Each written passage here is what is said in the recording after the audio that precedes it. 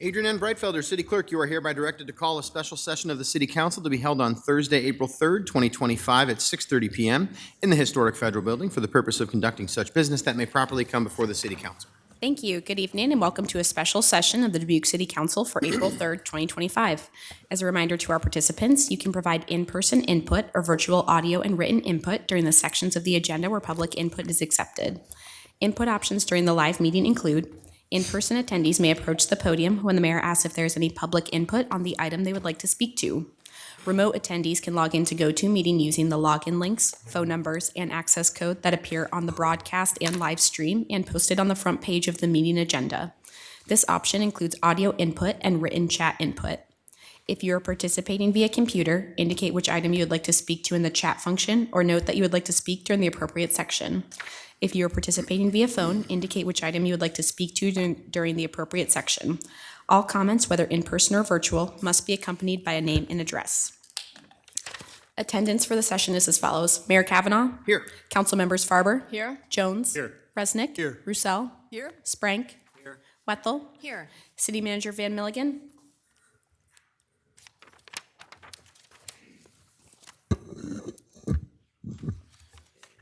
We will move on. I see he's on the GoToMeeting, but I think he's having some microphone issues, but I'll note that he is here. So we are going to start out with a few consent items. So at this time, anyone participating in the meeting in person who would like to discuss one of the consent items, please approach the podium when the mayor asks if there's any in-person input and state your name and address.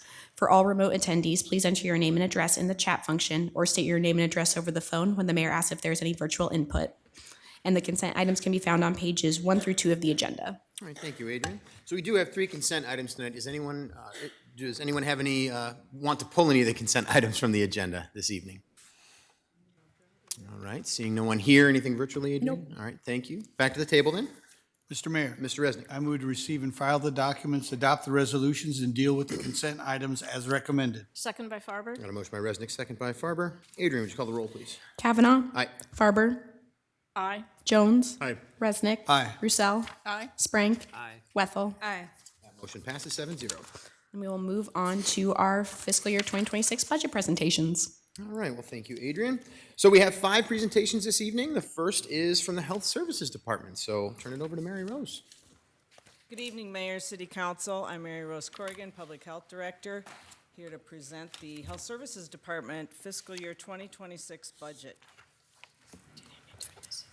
Okay, thank you. The mission of the Health Services Department is to provide equitable and effective public health services to prevent the spread of disease and other health conditions while promoting the health, safety, and well-being of our citizens and the environment.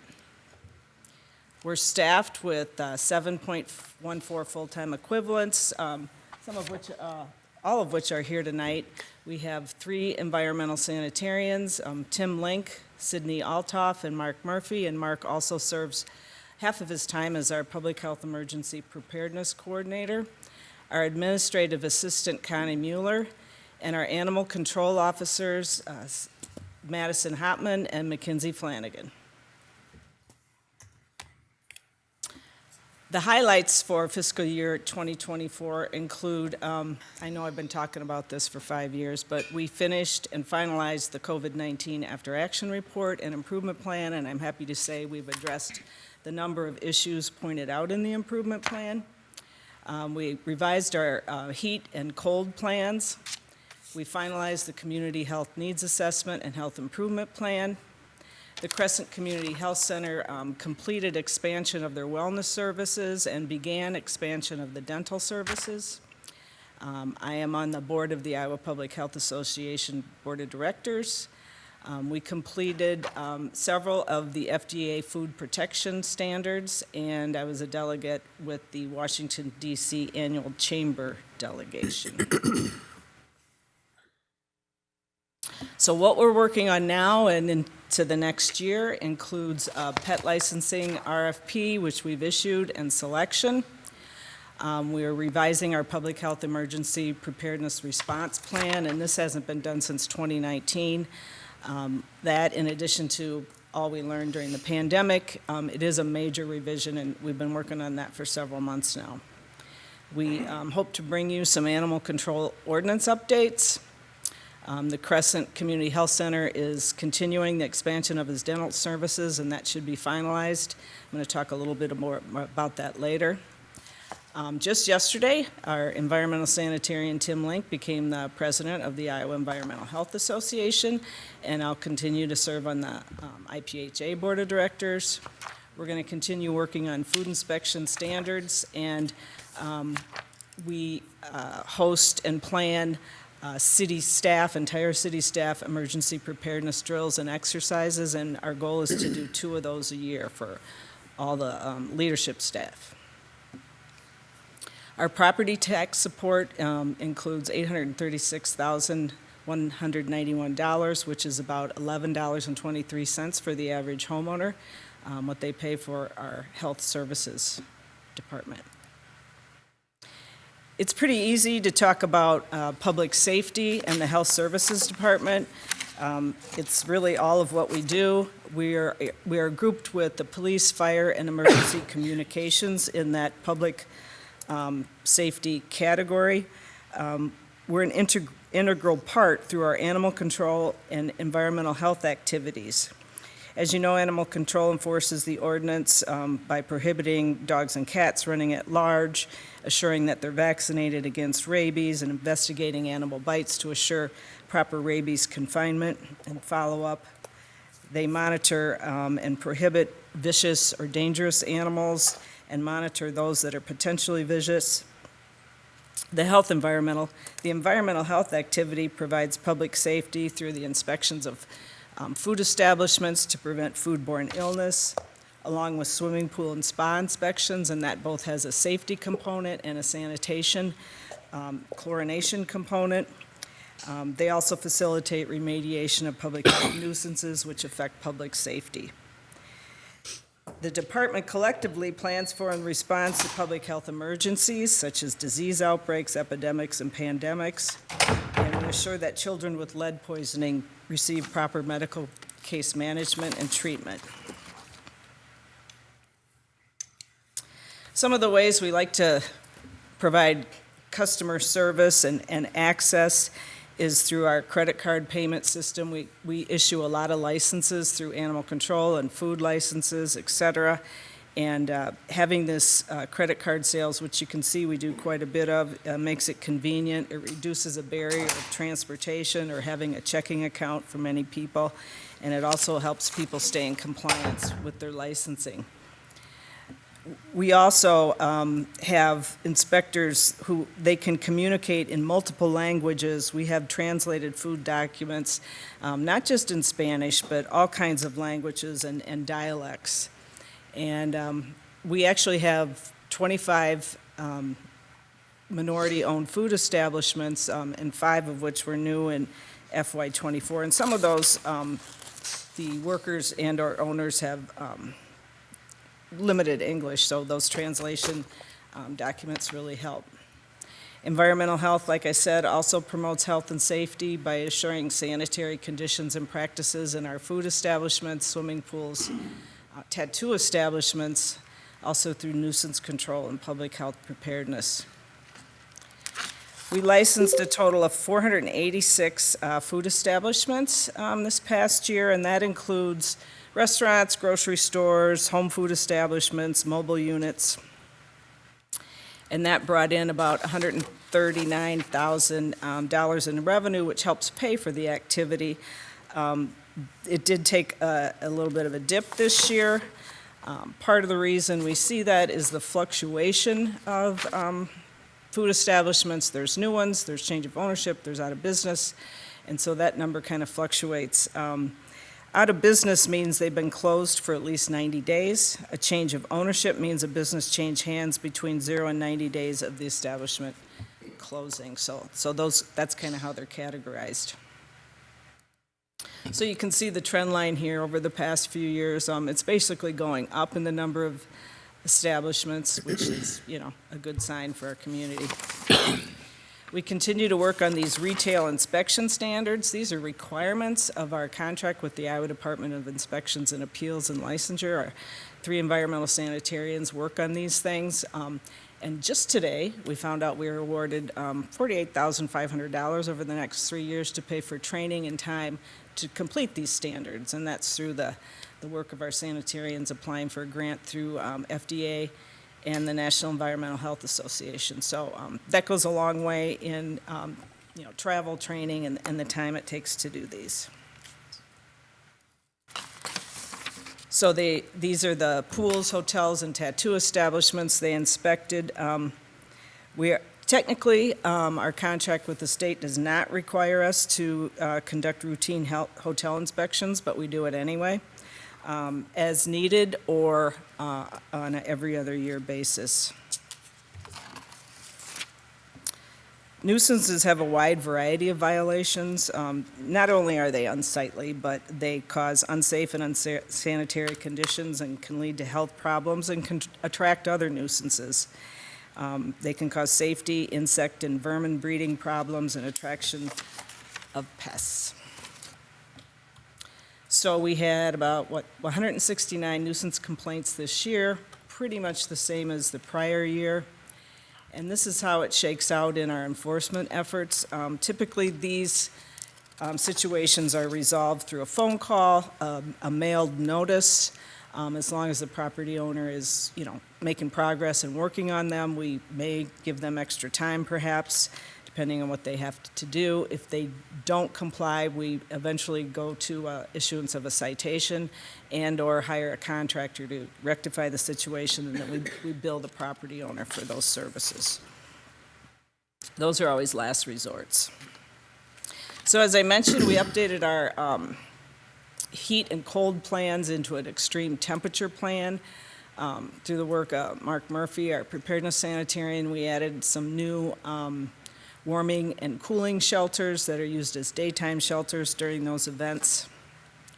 And we also kind of revised our criteria for when we make announcements and open those centers kind of in sync with the National Weather Service. So when they issue a heat warning or advisory or an extreme cold warning or weather advisory, we kind of go along with that. And these are based on temperature, heat index, wind chill, and the length of the time the event will last. And sometimes one of our own indicators is really the length of time, because we know, if hot or cold temperatures last for 5 or 6 days, that can really wear on people, so we may have those centers available. Our animal control activity saw about the same number of complaints as they did last year.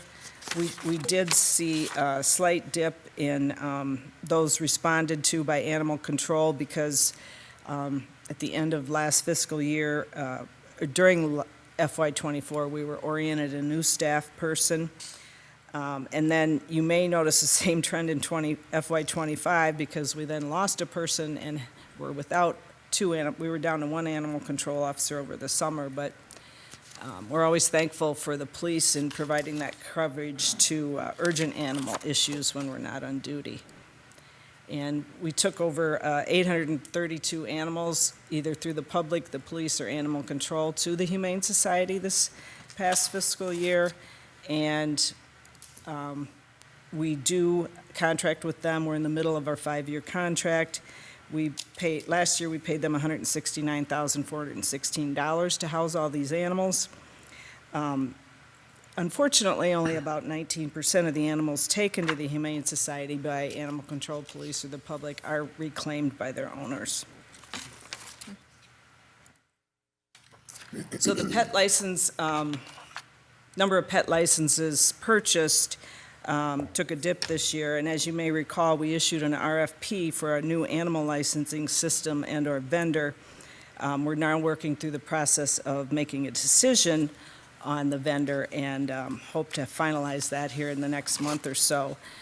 When animal license sales go down, actually the revenue goes down a little bit, and this revenue helps to support about 50% of that animal control activity, so it's really important from a revenue standpoint, but also a customer service standpoint. So we feel by issuing or getting a new vendor, we hopefully will improve that customer service through a new portal. We also require people who reclaim their animals at the Humane Society to license it if they are not licensed at the time, and the Humane Society collects that for us. And this kind of instills more responsible pet ownership, which is the goal of the animal control officers. Our bites, reported bites, continue to be about the same. On one hand, it's disappointing because they're not going down. On the other hand, at least they're being reported and we can follow up. And we track animals that have bite histories. Animal control investigates cruelty and neglect investigations, a variety of things. This animal, poor little doggy on the left, was neglected. He was signed over to us by the owner. When Mackenzie and Madison got him, he weighed 7 pounds. He's already up to past 14 pounds, and I think he's up for adoption now. So the bottom picture is after he gained a little weight and grew his fur back. So happy ending to that story. So we issue a lot of citations for failure to license. The way this works is basically you see that we had 1,095 citations issued. They don't all go to court. Out of those, only 35 actually required court action and were fined. And because of all the extra effort we put through to bring people in compliance, it not only increases rabies vaccination and licensure, but the revenue also. But before we issued citations this past year, we sent out over 415 text messages and about 150 additional courtesy letters to get people caught up. And of course, occasionally animal control has to issue citations for other animal control violations. Those remain steady from the previous year. We also respond to chicken and ducks. Believe it or not, the running loose ordinance applies to them too. Mackenzie was pretty happy when she captured this Plymouth Rock and Astrolorp mixed breeds of domestic laying hens, which had been on the run for about 2 months. Right, Mackenzie? And she was happy they were captured near 27th and Jackson and taken to the Humane Society. We respond to issues regarding pets in the park. So previously, this slide in the early years was responding to animals in the park when they weren't yet allowed. And now we track when we get a call about, unleashed or another kind of violation in the park. And we did receive some data from the Park Division on their enforcement also. But all in all, it's pretty minimal. Our successful urban deer management program continued. This year we permitted 98 bow hunters, and they harvested a total of 139 deer. And I know it seems like there's still a lot of deer running around town, and there is. But without this, our population would increase by about a third every year. So we're thankful to the hunters, glad we can provide a little recreational opportunity for them, and it's good for our environment too. We have an interactive map with a little technology. They can scan that QR code and know where they're hunting. We like to keep track of where they harvest deer. And then we also harvested 3 coyotes this year, and as you know, those are kind of tough to get. So I'd like to tell you a little bit about Crescent Community Health Center, just a quick overview. It's been a city council priority for a long time, and we do contract services with them. Crescent continues to address community health needs.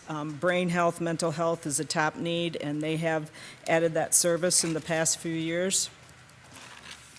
And the amazing thing is, this year, for the first time, Crescent had reached over 10,000 patients, and it was close to 11,000 patients by the end of calendar year 2024.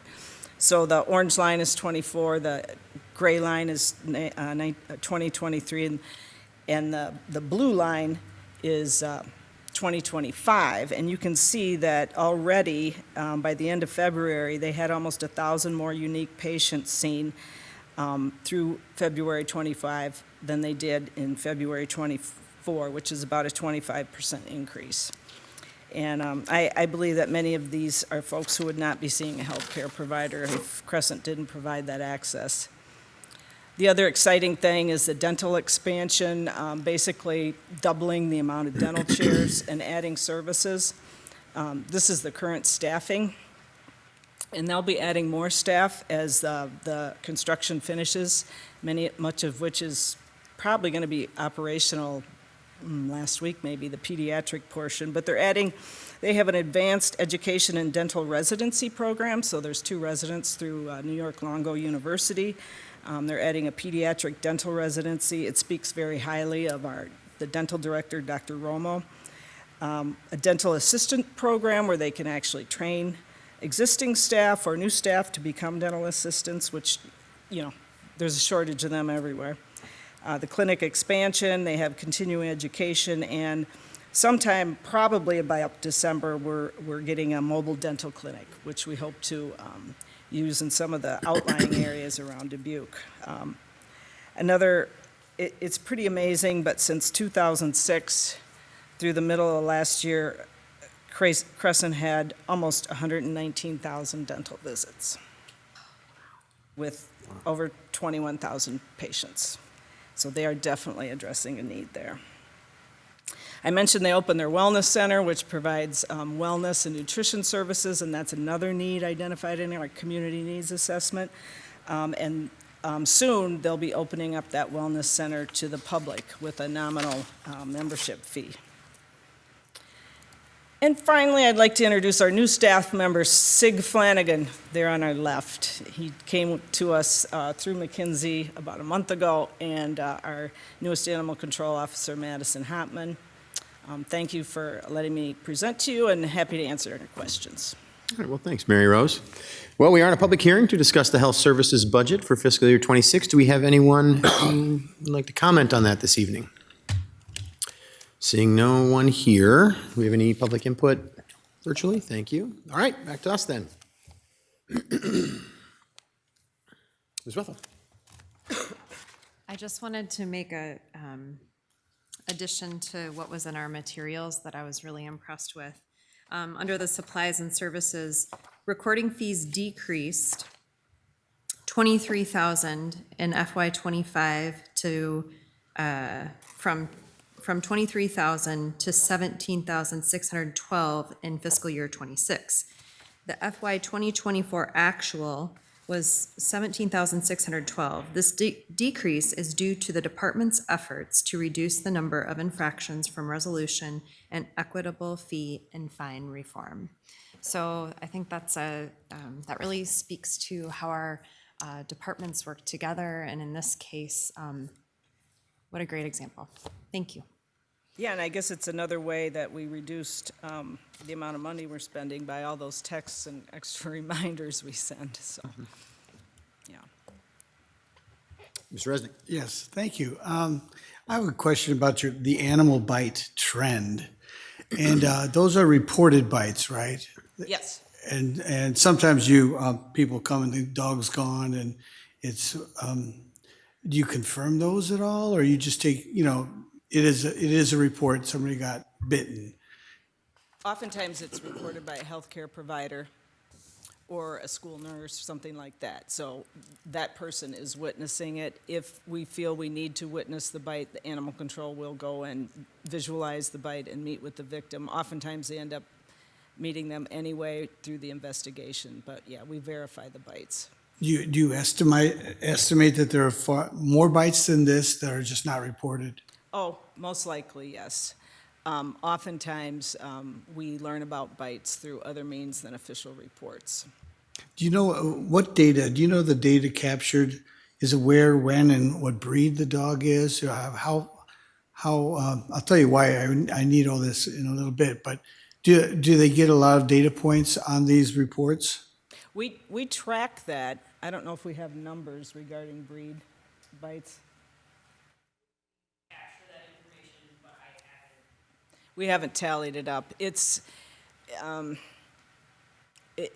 as it's not just one kind of dog, let me put it that way. And oftentimes, it's a mixed breed, so. Sure. But it's probably something we could quantify. We've done it in the past, but it's been, probably 15 years or so since we looked into that. Okay. I'm just wondering if, where, when, and what breed they are. I'm just saying because. Yeah, and we also track where the bite happens, if it's in the owner's own home or to a family member, if it's when the dog was running loose or on the public right-of-way. And We do have all that information. And the parks, the parks data that you got, there would be or maybe not be reported bites, right? It's just a dog in the park, off leash or.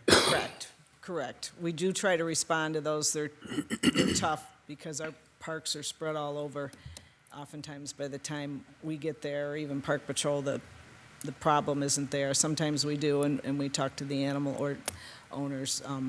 Oftentimes, it's an educational opportunity. People just don't know the leash laws or need to be reminded of them.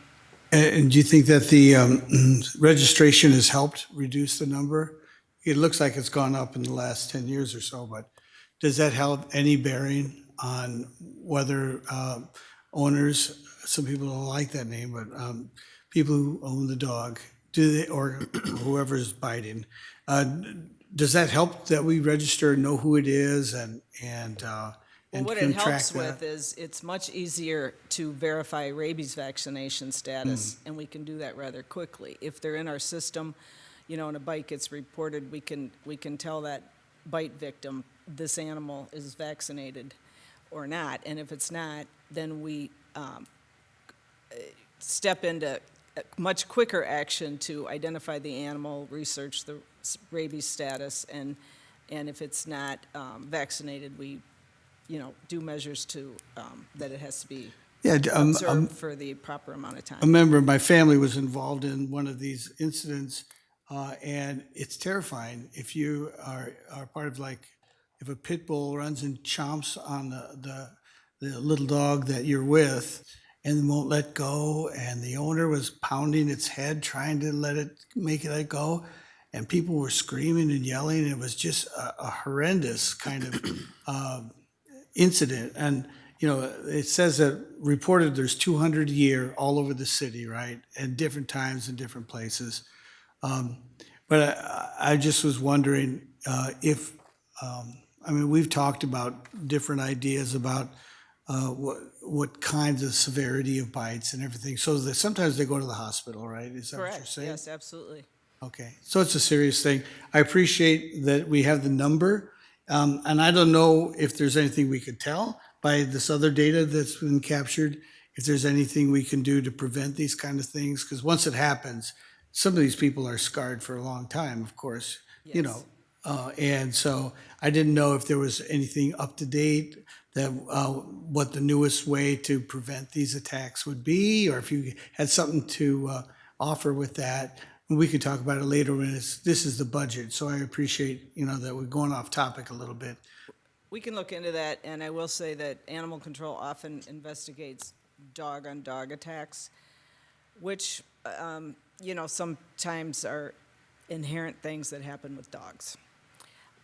If, they're leashed properly when they're out, it's much less likely to happen, but it does happen, and sometimes a person does get in the middle of it and gets bit, and those are difficult situations, yes. Well, I know the animal control people are very much appreciated by those people in that situation. So thank you for your service with that. So thank you, Mr. Mayor. Yes, ma'am. Yeah, Ms. Farber. So as usual, I want to give a shout out to Tim and Sydney and Mark for the wonderful inspections that they do, not only for food trucks, but also for the restaurants. We just find it very useful and helpful information that we always obtain from you about our operation in particular, but also what goes on in all of the food trucks when we have like Food Truck Fridays and other events where there's multiple trucks. that you're always there inspecting, and that makes us feel very proud, if you will, that we're offering such a good service to those of us that run the trucks to make sure that the public is in good hands with the food that they receive. So I wanted to shout out again and thank you for that. I do have a question about the FDA grant. You said it was $48,500. How is that to be used? It's primarily for training, and some of it's in-person training that involves travel, where they have FDA personnel or other, highly skilled food knowledge people there teaching the classes about these standards. And then it's also, we have to do audits of them, both internally, and then send them in for audits, the writing of them, and then we're required to review and update them on a periodic basis. So it ends up, usually it was about $5,000 a year. This year it'll be a little bit more, and will allow us to send probably a couple people to some of the trainings, or extend that into a little bit more staff time. Great, thank you. And then one more question about the animals. You had two improvement packages one was for microchips and the other was for rabies vaccines. In partnership with the Humane Society, is any of that going to be able to occur? Well, they do a little of that now. When they can arrange it and get volunteer veterinarians, they have a low or no-cost rabies vaccination day. Hasn't happened for a while, I don't think. That's another way to promote responsible pet ownership, and people either get behind or never vaccinate their rabies because of affordability issues. So, that's why we thought maybe we could chip in and help on that. And the microchipping is a really important strategy in identifying animals, often particularly with animals that are more apt to bite, that change owners. And so sometimes it's hard to follow a bite history when that happens, but through a microchip, we can identify animals. Some cities require them. We're not quite there yet, but it is a really good way to keep it, both for the owner and the animal control officers, to identify, because they can use the wand on the animals and identify the chip on that method. And we keep those also in our animal licensing database. Well, it might be interesting to find out how many communities in Iowa have an ordinance about that, a requirement for the microchips, because that really seems like something that would benefit public safety. Yes, it would.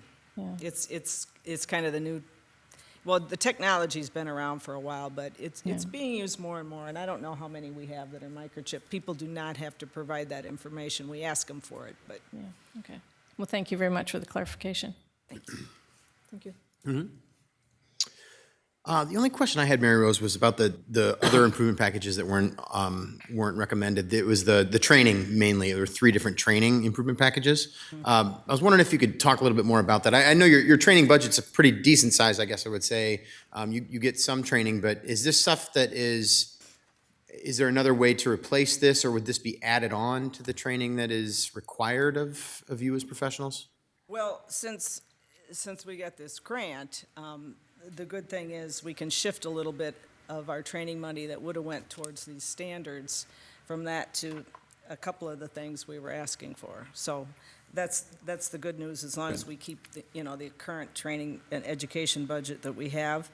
The improvement package for the preparedness sanitarian to attend a couple of conferences, that won't be covered through that. Sometimes we have extra money left and we can use it for that.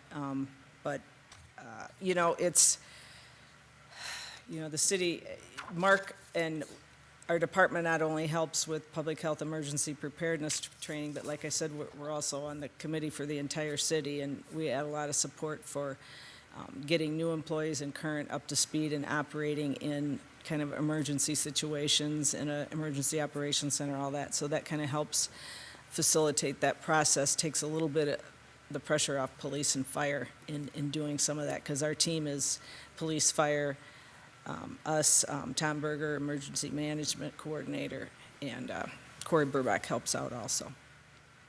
Gotcha. Okay. Well, thank you. That's helpful to know at least, and thinking about that as we look into next year too. Well, thank you very much for this presentation, and thank you to everybody for your service. I will agree, you provide a very important service to the community, so thank you for everything that you do, and thanks for being here tonight to tell us about it. Thank you, and you're welcome. Okay, our next public hearing this evening is going to be the library.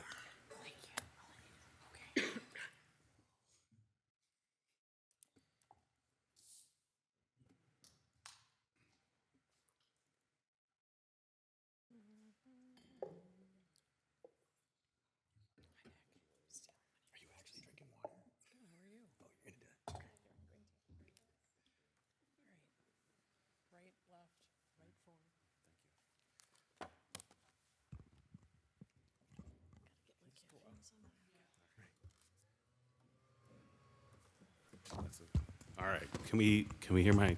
You can hear me? Yes. Yes. All right. Great. Well, good evening. Thank you for having me. My name is Nick Rossman. I'm the director of the Carnegie Stout Public Library. Really excited to be here again with all of you this year to share our excellent resources, celebrate the year that the library has experienced. Before I start, I just also want to take a moment to publicly thank the three boards that enhance the library in so many different ways. The Board of Trustees, the Library Foundation Board, and the Friends of the Library Board. And then also just thanks to the library staff and all of our wonderful volunteers. There's a few people here in attendance, and I'm sure there's some listening from home. So just thank you all so much for an incredible year.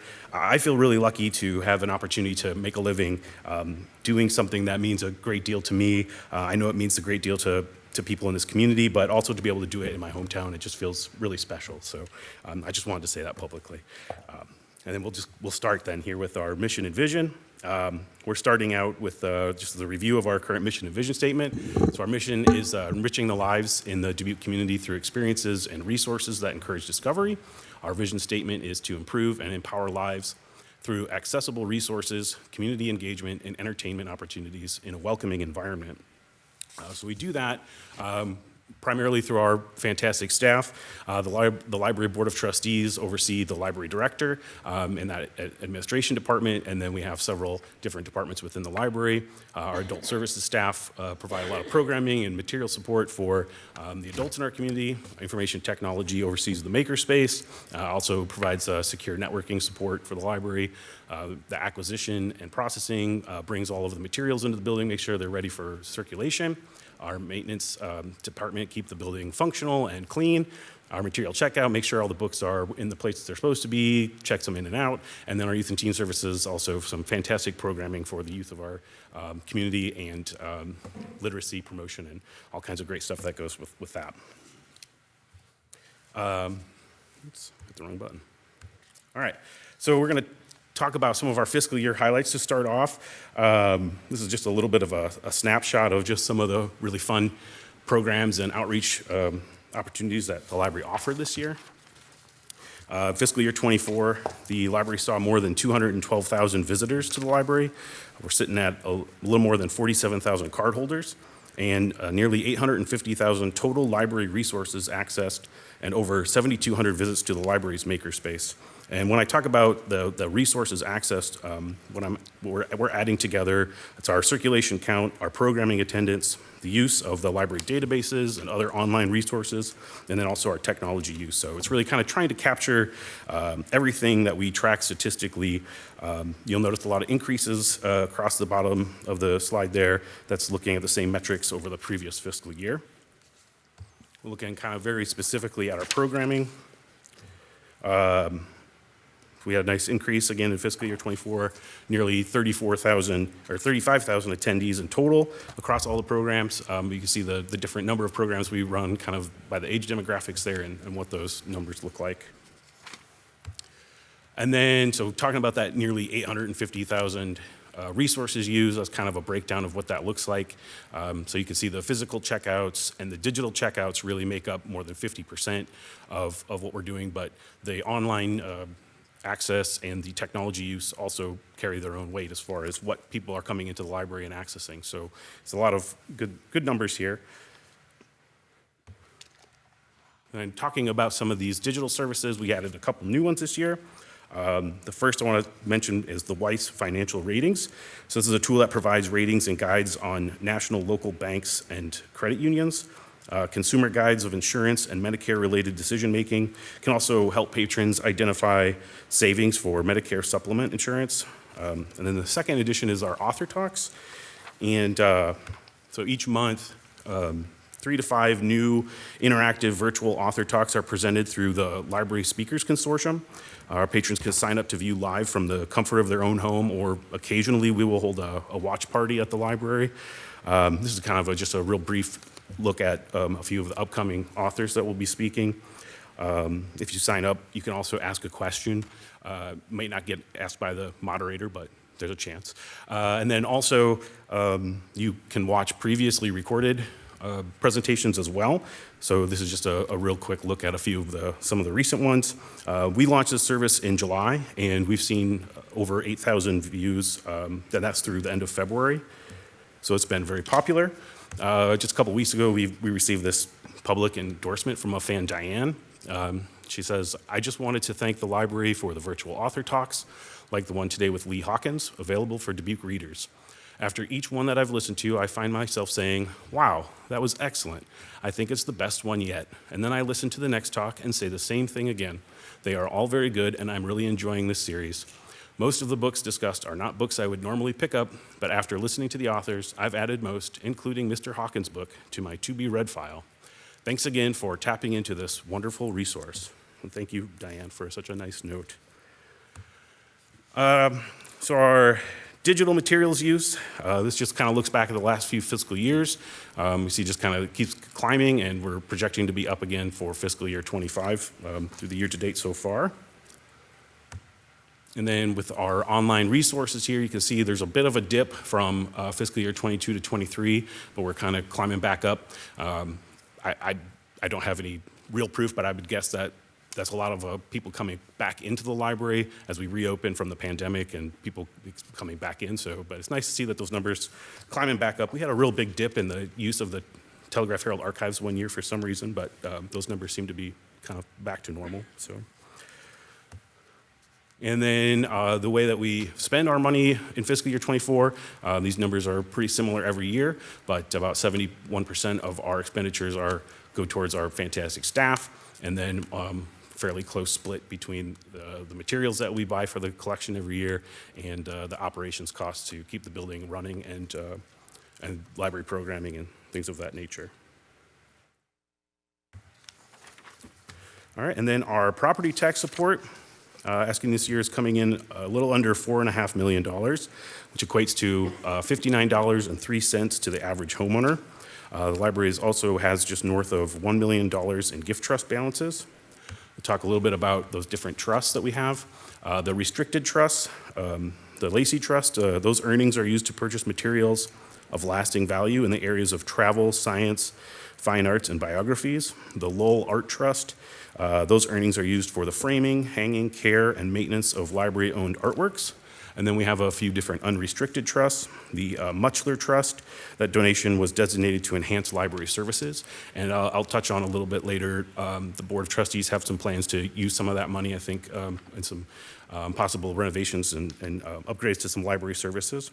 The Walton Trust is a special revenue fund that was designated by the trustees to be used for the purpose of conservation and preservation of library materials of historic value. The General Library Trust is a depository for bequests that are smaller in financial scope, sometimes grants, sometimes donations. The principal and/or earnings are used according to the donor's wishes.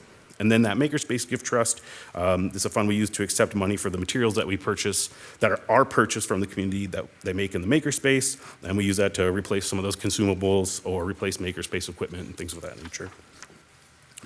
And this is just a little snapshot of that unrestricted general gift trust. So the beginning balance is at $163,000. These are some of the projects that are sort of earmarked. We'll be looking at spending over the next year, totaling about $101,000. So ideally, the ending balance would be about $61,000. That doesn't include any money that we might bring in or grants we might receive or donations of that nature. So. Then this year, we were asked to consider how we contribute to public safety. This is not a typical question asked of librarians, but we were still able to come up, I think, with a good list.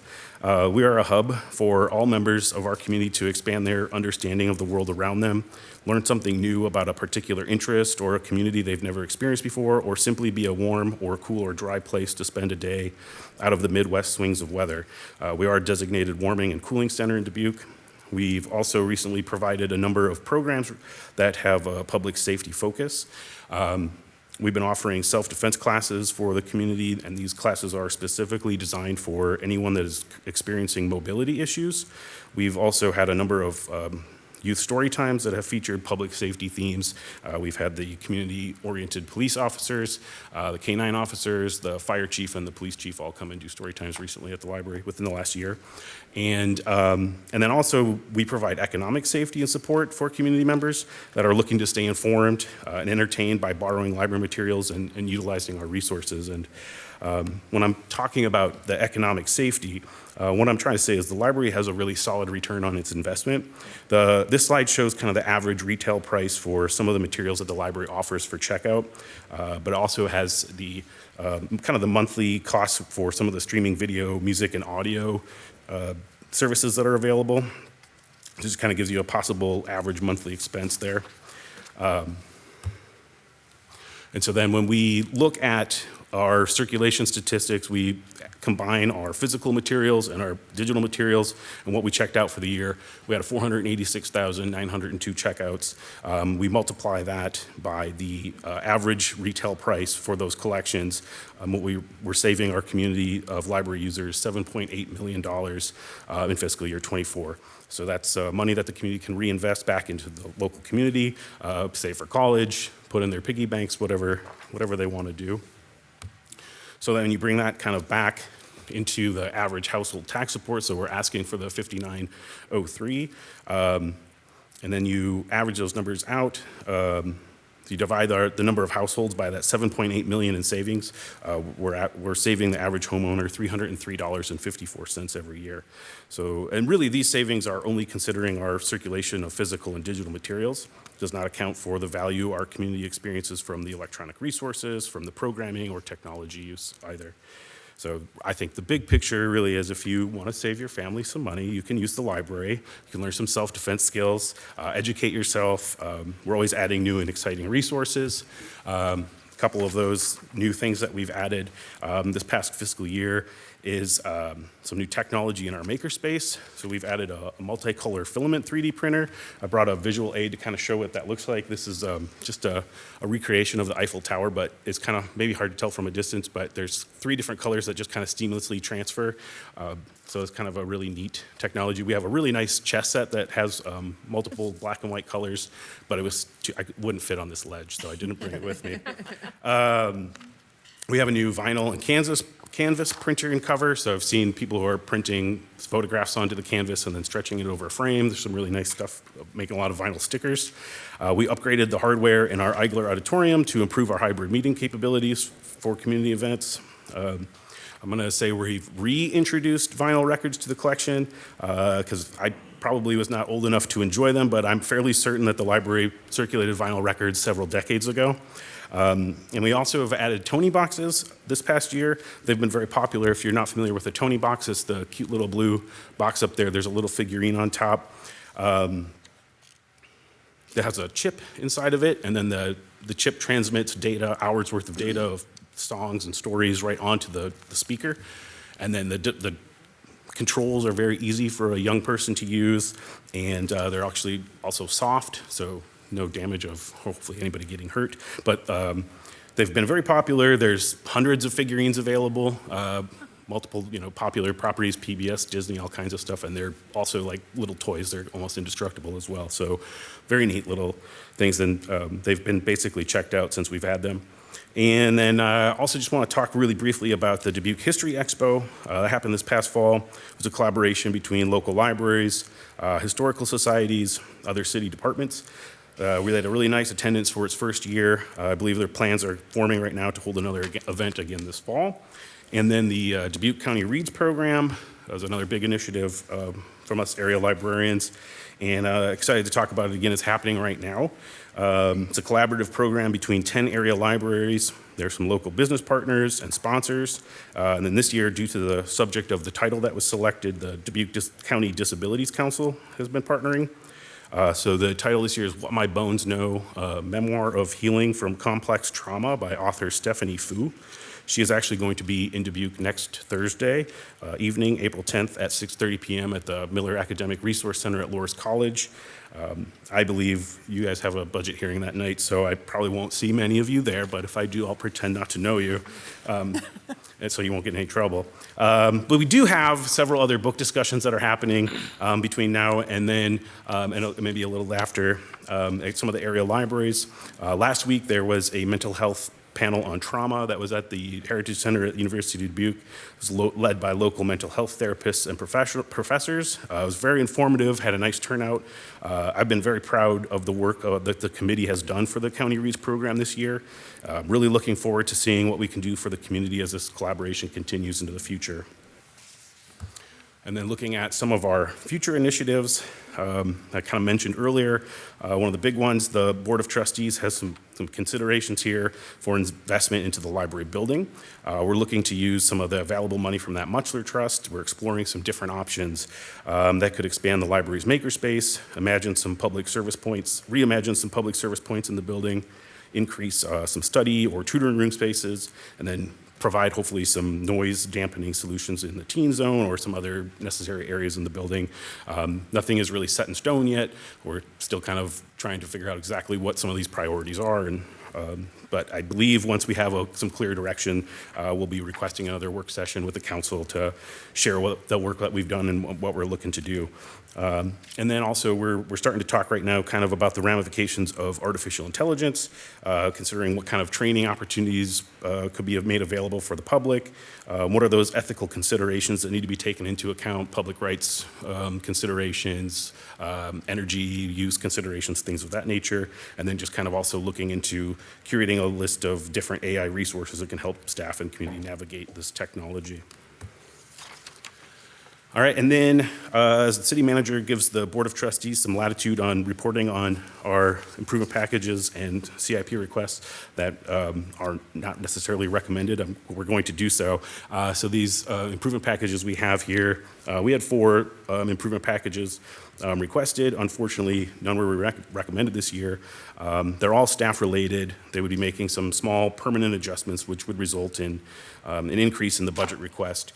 This first one converts an existing IT intern position into a part-time library assistant position. Our rationale there is just thinking that IT interns are typically college students, and once they're done with school, they find a relevant IT-related opportunity and typically leave us, and they're spending some time in the makerspace, and there's a lot of training that goes into all the different equipment in there. So this would, the idea is a library assistant would hopefully be somebody to stick around a little bit longer and use that training and be with us and not have such a cycle turning through.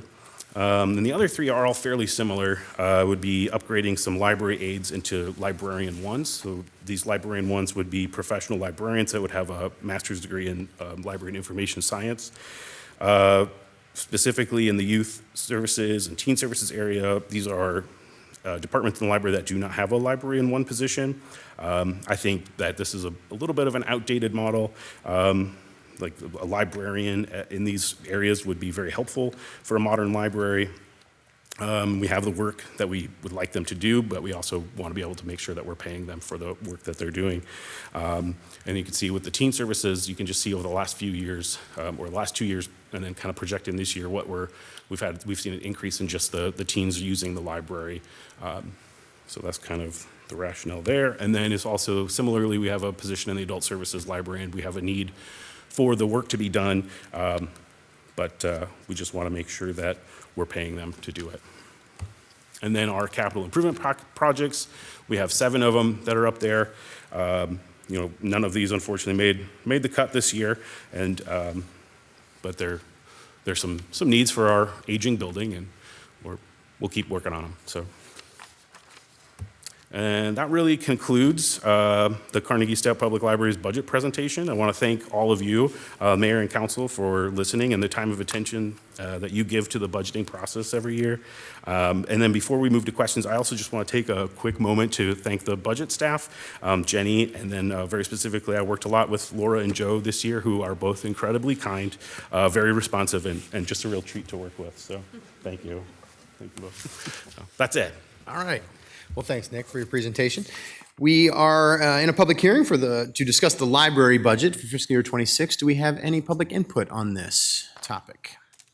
Seeing none here. Anything virtually? Nope. Thank you very much. All right, back to us for discussion then. Yeah, Ms. Rousseau. Thank you. I just want to say thank you for the programming and your materials that keep our library relevant through the years as so much changes. It's great to see that people still want to use the library. And I just want to say that my little dog is a Reading with Rover dog, and she comes down once a month and has the kids read to her. And it's just a great experience to see how the kids enjoy the library. So keep up all the good work. All right, thank you. Thank you. It's nice to know there's dogs that like that. My dog would hate that. Yeah. Love it. Others? Yeah, Ms. Wethel. I just wanted to ask a little bit about the capital improvement requests that you had. Yeah. We talked during the sustainability discussion about looking at our infrastructure as a city and our older buildings, and how can we look at, I don't know if the word would be climatize, but how do we update them to be more efficient long-term? As it would relate to some of these capital improvement projects, could you just share a little bit about what, if you had a choice to put something at the top of the list or the top couple, what would you say is needed? Well, the boiler stack one is very, that's a touchy one. It was discovered, we had our roof recoated a couple years ago. It was a previously approved CIP project, and while they were doing that, there's a boiler stack that was discovered up there that starting to see a little bit of rust, and it just kind of keeps spreading. So we're just, mostly worried about the structural integrity of it, but we're also kind of investigating some solutions just to at least get some sheet metal to cover it up and possibly re-support it, and that may be coming at a lower cost. But as of right now, we don't have a estimate or anything for that. But okay. So that would be one of the most important ones for sure. Yeah. Thank you. Mm-hmm. Yeah, Ms. Farmer. Sorry, I'll come to you, Mr. Resnick. That's okay. I'm very impressed with the makerspace and all the people, the 7,226 uses. Is that to interpret that? Do the folks that actually use the makerspace, which I think is creative and helps people get kind of used to technology and STEM and all these innovative things that they can create, is there a revenue charge or a charge for the it's use really of just this? if they bring their own items in, we do not charge anything to use the equipment. It's just if they want to, we'll have some consumables there. So if they want to print a picture on a mug, we have the mugs available, and we charge basically the cost that we purchase them at. So we're not making any money on it. It's just trying to have the consumables available. We'll do oftentimes kind of ahead of the holidays, we'll do like mugs for mom is a popular one ahead of Mother's Day. You bring in a photo of the kids and put them on a mug, and for $2 or $3 you can take a little Merry Mother's Christmas. Day present home. Yeah, so I look forward to seeing the new space, because I know that that's tight to begin with, but it's very impressive. So if you haven't really been down there, I would recommend everybody come down, take a visit, take a look, and make something. Yeah, what we've been seeing a lot lately is a lot of Girl Scout and Boy Scout troops coming in and wanting to do some kind of a STEM-related project with their troop. And unfortunately, right now the amount of space that's in there, it's a little limited. It's like, well, you can have about 5 of the kids come in at a time. So ideally it'd be nice to have like a little room in there where it's we could have some group functions kind of happening. Yeah. So. Well, no, I agree, and just thank you for doing all this. It's really a nice benefit for the city. So thanks, Nick. Mr. Resnick. Thank you. So, thank you for your presentation. In past years, we had many discussions about the hours that the library is open. And it hasn't changed for a long time. Do you think you really hit the sweet spot as far as this is because of course the number of hours has budgetary implications. Yeah. So, being down there, we're getting more people, but yet, right now, sometimes you're not very busy, or sometimes you're swamped. Have we hit the sweet spot as far as being open, the right number of hours and when? It's a great question.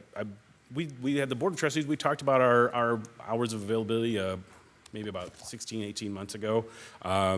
We did some investigation. I think, we've been at the same number of FTE since about 2015 was the last time we adjusted our hours.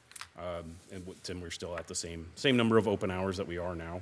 So, I think, if we possibly wanted to be open more hours, we'd have to probably consider some significant adjustments to either something we're doing or adding staff. But And not necessarily open more hours. So it could be more or less or just right. I'm hoping for the Goldilocks, not too few, too many. The discussion we had, just right. the discussion we had 16 months ago was we didn't feel like there was any necessary change. We had, I'm sure there's some people that have one or two different opinions, but overall, we don't feel like we get too many complaints. So Great. It seems to be working well. Yeah. Whenever I'm down there, there's a lot of excitement. A lot of things going on, and such great variety of information and learning. I love to see learning going on in all these different ways. So a lot of great things going, and I'm glad that the hours. At one time we had to close them, limited them so much that the current library director said, we're not going to get certified by the state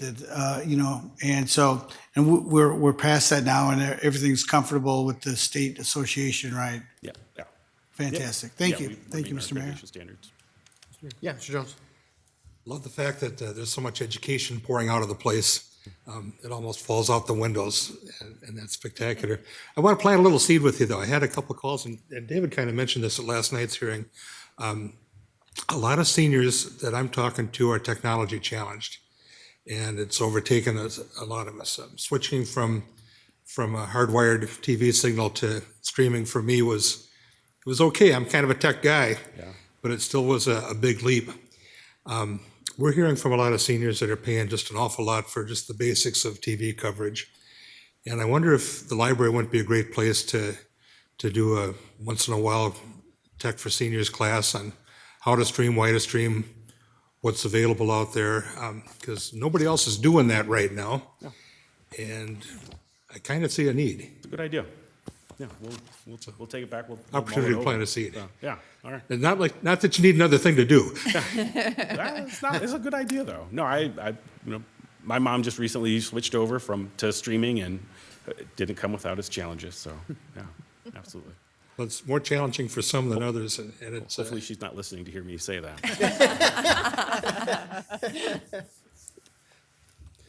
All right. that's All right.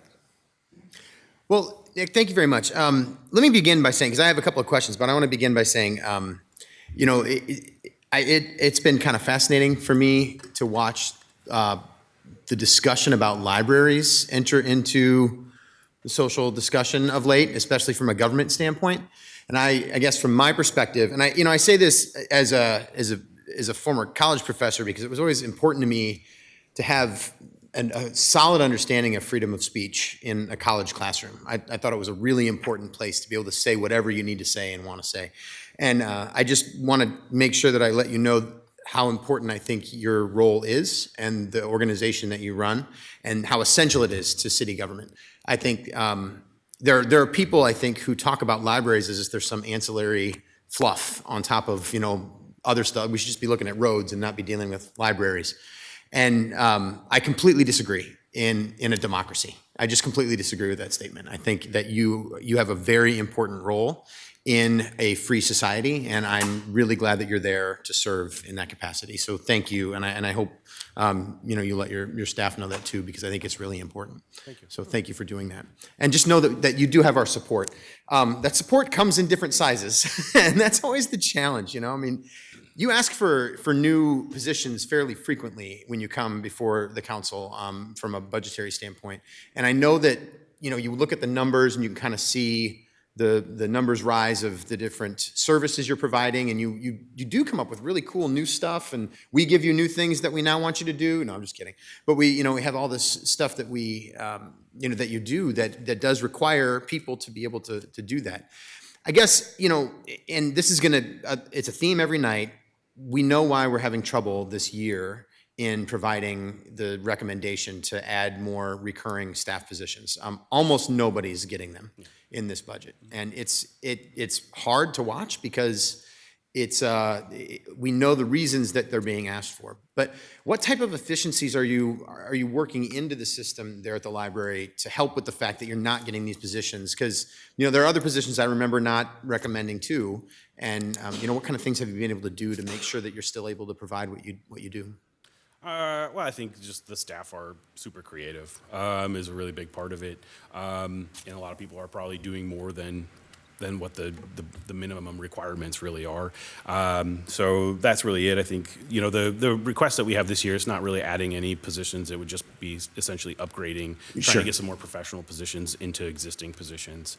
And we have some staff that have their master's degree in information library science that their title doesn't necessarily reflect that. So it's just, but also this would be something we'd want to do long term and not just based on the personnel that we currently have. So that's why it's part of the budget process. But I mean, it's just I think creativity of the libraries have been an institution for a long time, and they've had to be very creative. A long time ago, people couldn't just comb through the stacks. You went up to the desk and asked, I want to have a book on this, and it was only the librarians that would go and look for the book. So as an institution, they've just kind of constantly evolved and reinvented themselves, and now we do so much programming and educational things. So it's just kind of what the institution is and how we kind of keep plugging along. So yeah. Okay. I have another question about that. The savings that you're identifying. So, for instance, just I'm going to use the first improvement package. It's a related expense of $29,900.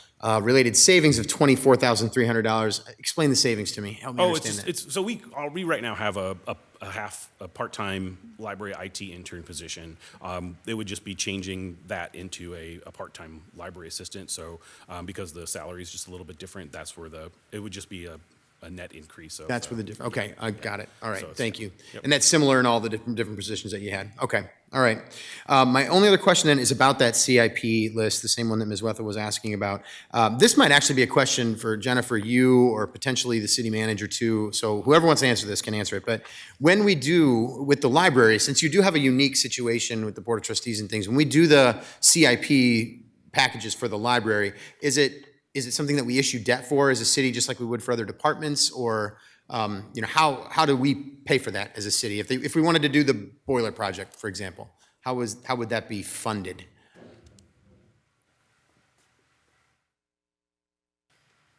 Jennifer Larson, Chief Financial Officer. We could consider issuing debt for library projects. There are some Iowa state code rules for what's considered non-essential projects, so it's not related to like fire and police equipment. So then there's some referendum rules related to that. So there is a public hearing cap of 910,000. So assuming the library projects are below that, then it's much easier to issue debt for those types of projects. That could be considered.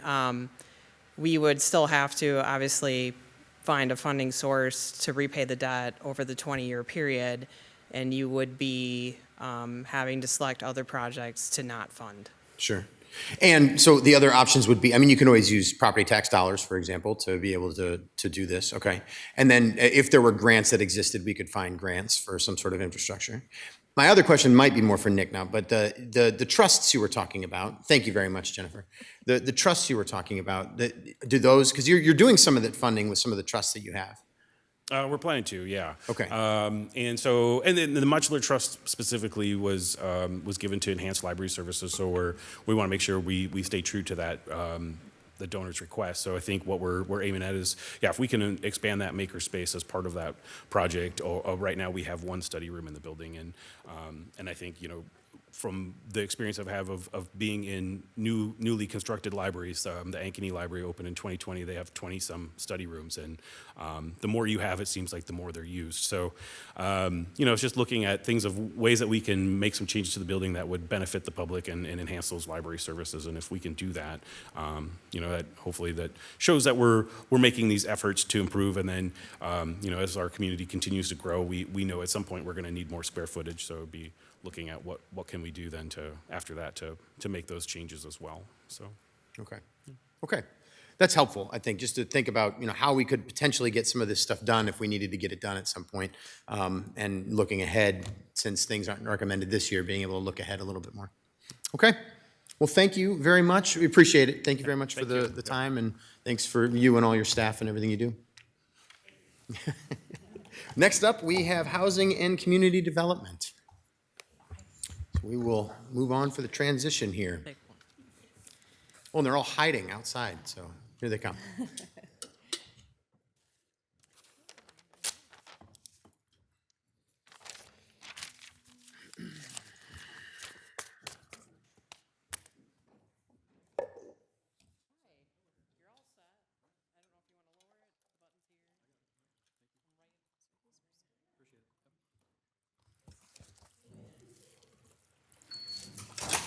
Don't mind us, Mike. We're probably going to move around a little bit at this point. Oh, that's fine. 2 Perfectly nights fine. of sitting, we might need to stand. So thank you very much for understanding.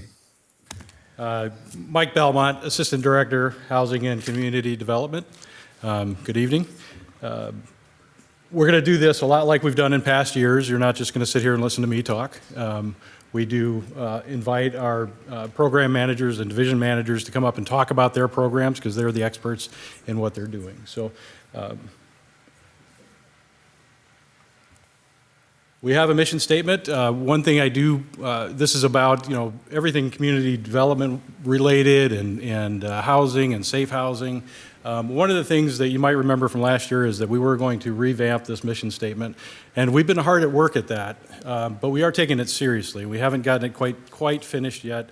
We've done we've had a lot of meetings back and forth to try to get it right. So soon we will get this revamped. We have 36 full-time employees, broken down into 5 general divisions: administration, neighborhood revitalization, safe and healthy homes, housing choice vouchers, and building and permit activities. Important to note that we do have 6 citizen advisory boards that kind of oversee our work and provide guidance on decisions that are made with funds. Highlights for fiscal year 2025. This first one is on there, and it's been on the slide in the past, but I want to leave it on there because housing development takes a long time, right?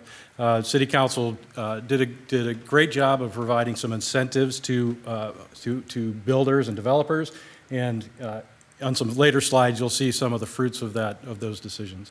The next 3 slides are kind of lumped into one. If you recall, at the last budget meeting, we had a lot of public input related to the inspection cycle for rental properties.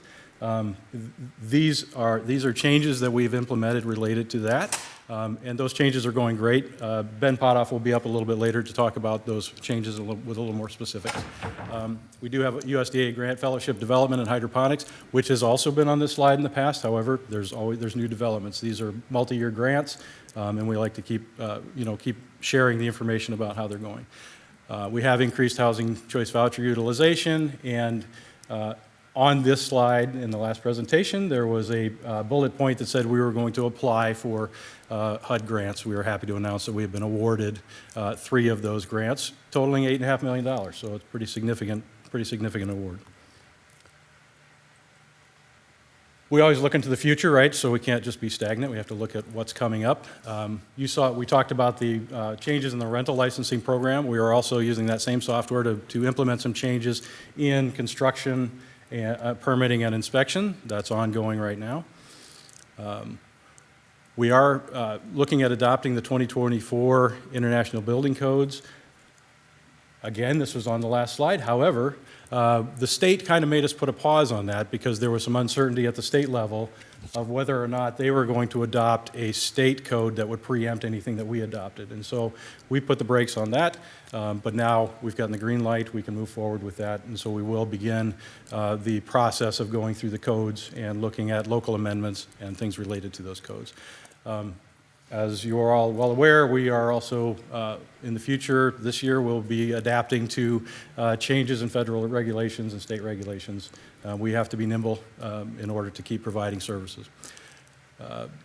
There is a University of Northern Iowa capstone project that we are looking forward to related to nuisance ordinances. Most of our funding, our budget is grant funded, so our net property tax support is $648,555. Our department is all about public safety. We do that in multiple ways. We have a lot of divisions in our department. We have the property maintenance codes and enforcement. We have nuisance codes and enforcement. We have building safety related to construction, inspections, and enforcement. Lead hazard control. We have a lot of older properties, as you'll see coming up, but we're always trying to make those safer. Park redevelopment, that fits into safety because we do get involved in providing some funding to help improve some parks, which creates a safe neighborhood for people to live in. One thing that's not on this list, and one of my staff brought it up earlier, and it's really important, is the overarching theme for us is housing stability, right? That creates safety in neighborhoods, and a lot of our programs are focused on that. This is the housing development that I talked about related to the incentives that were provided. These are 3 projects that are nearing completion. They've been under construction. Bees Drive Apartments, 2 28-unit buildings. 799 Main, that's 36 total units. Lake Ridge Apartments, 2 of the 3 buildings are almost complete. This was an award that was done in 2023 for a LIHTC project. Sometimes they happen, sometimes they don't. This is one that's happened. This photo was taken a couple weeks ago, and as you can see, it's well under construction. It's coming to fruition. In fact, the roof is actually now on the building now, so a lot can happen in a couple weeks. This is another project that was awarded a LIHTC credit, the 4% credit.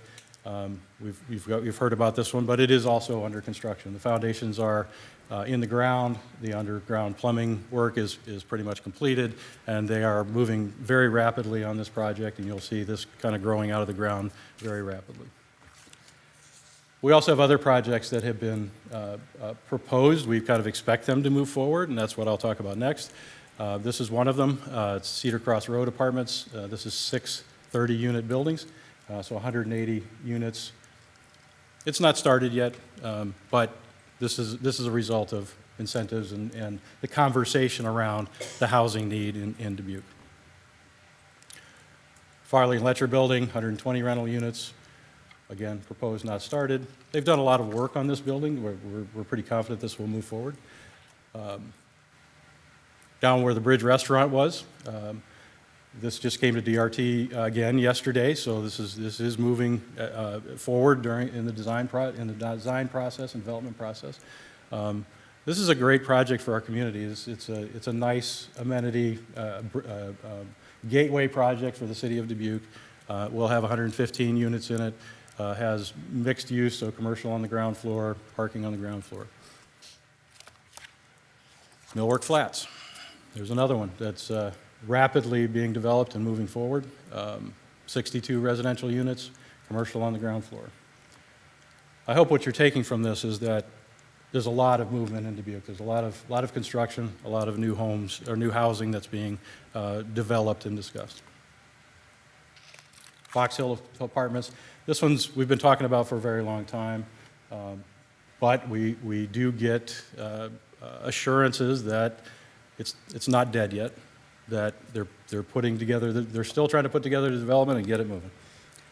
All right, inspection and construction services. I'll talk about this one related to construction permits and inspections before I turn it over to Ben to talk about the rental stuff. We do have some pretty large notable projects in Dubuque this year. What you see on the bottom of the slide here are the projects as they're currently under construction, and what's on top are the concepts of what they'll be when they're finished.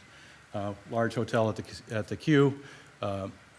The one in the next one over, the Wanderwood Gardens, that is going to be an incredible amenity for our community. I can't say enough good things about that. People will be coming to Dubuque to come to that development. So that's a great thing, exciting. Daycare, childcare. The next project is a large childcare project that's well underway and should be completed relatively soon. And then we've got the amphitheater that's just breaking ground. What you see there is they're putting in some pilings for foundations, so they've done some underground utility work. It's a project that's happening, so that's exciting. We always talk about in the budget hearings, how are the residential homes developments going? They're going fairly well. I will say that we had a very strong start last year, and it kind of tapered off a little bit. I won't guess why, but what I've done a little bit different on this slide this year is I've given you, in the green are the actual numbers of new starts for single-family homes, and in the orange are the average cost of those homes for that year. It has not been adjusted for inflation, but you can see where the numbers are going. I will say that in 2024 there were two considerably large homes that were taken off the list because that would have skewed the numbers quite a bit. But we're kind of, homes are getting expensive to build. That's the bottom line. We still do have a lot of lots available for development. This was updated. These lots are less, so people are buying lots. There were quite a few bought from the last time we presented this. So we do anticipate that development will happen. It may not happen instantly, but it's still happening. People are interested in buying lots. We always look at our tri-state community to kind of figure out how we're comparing to other communities. Are we staying in pace? Are we losing housing to other communities? You see Dubuque and Asbury both dropped a little bit. Dyersville's up slightly. Piasta's pretty flat. Cascade's flat. Epworth flat. Dubuque County pretty flat. Joe Davies did have an uptick, not sure why. And Grant County had a bit of an uptick. This is just another way to look at the slide. This is to compare each individual community over those 5 years to see what the trend is in that community.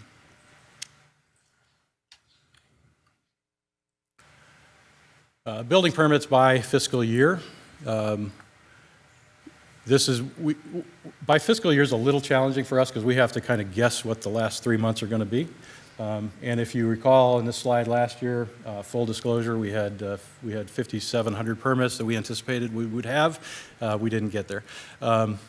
We didn't get there because we had a really good last 3 months in the prior year, and I had used that to kind of estimate what we would have for the year going forward. But we're still good. We're still trending in the right direction. But I will say that the revenues are actually up. Our revenue budgets for building, or for our building department, we've actually exceeded the budget already this fiscal year. So we're in a good shape from that perspective. With this, I'm going to turn this over to Ben to talk about the rental side of our department. Thank you.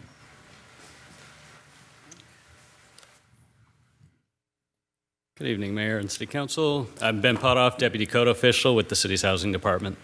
Tonight I'll talk to you about rental licensing and inspections, vacant and abandoned buildings, or vacant or abandoned buildings, and nuisance code enforcement and how we handle those activities. But I just want to make a comment. Coming up after Mike, there's a lot of exciting development, and my team's excited to work through that development from the start all the way through what it looks like to maintain those developments over the future years. So we think that we implemented some of the changes just at the right time so that we're ahead of this. So moving on, we currently license about 3,614 properties containing 11,622 units.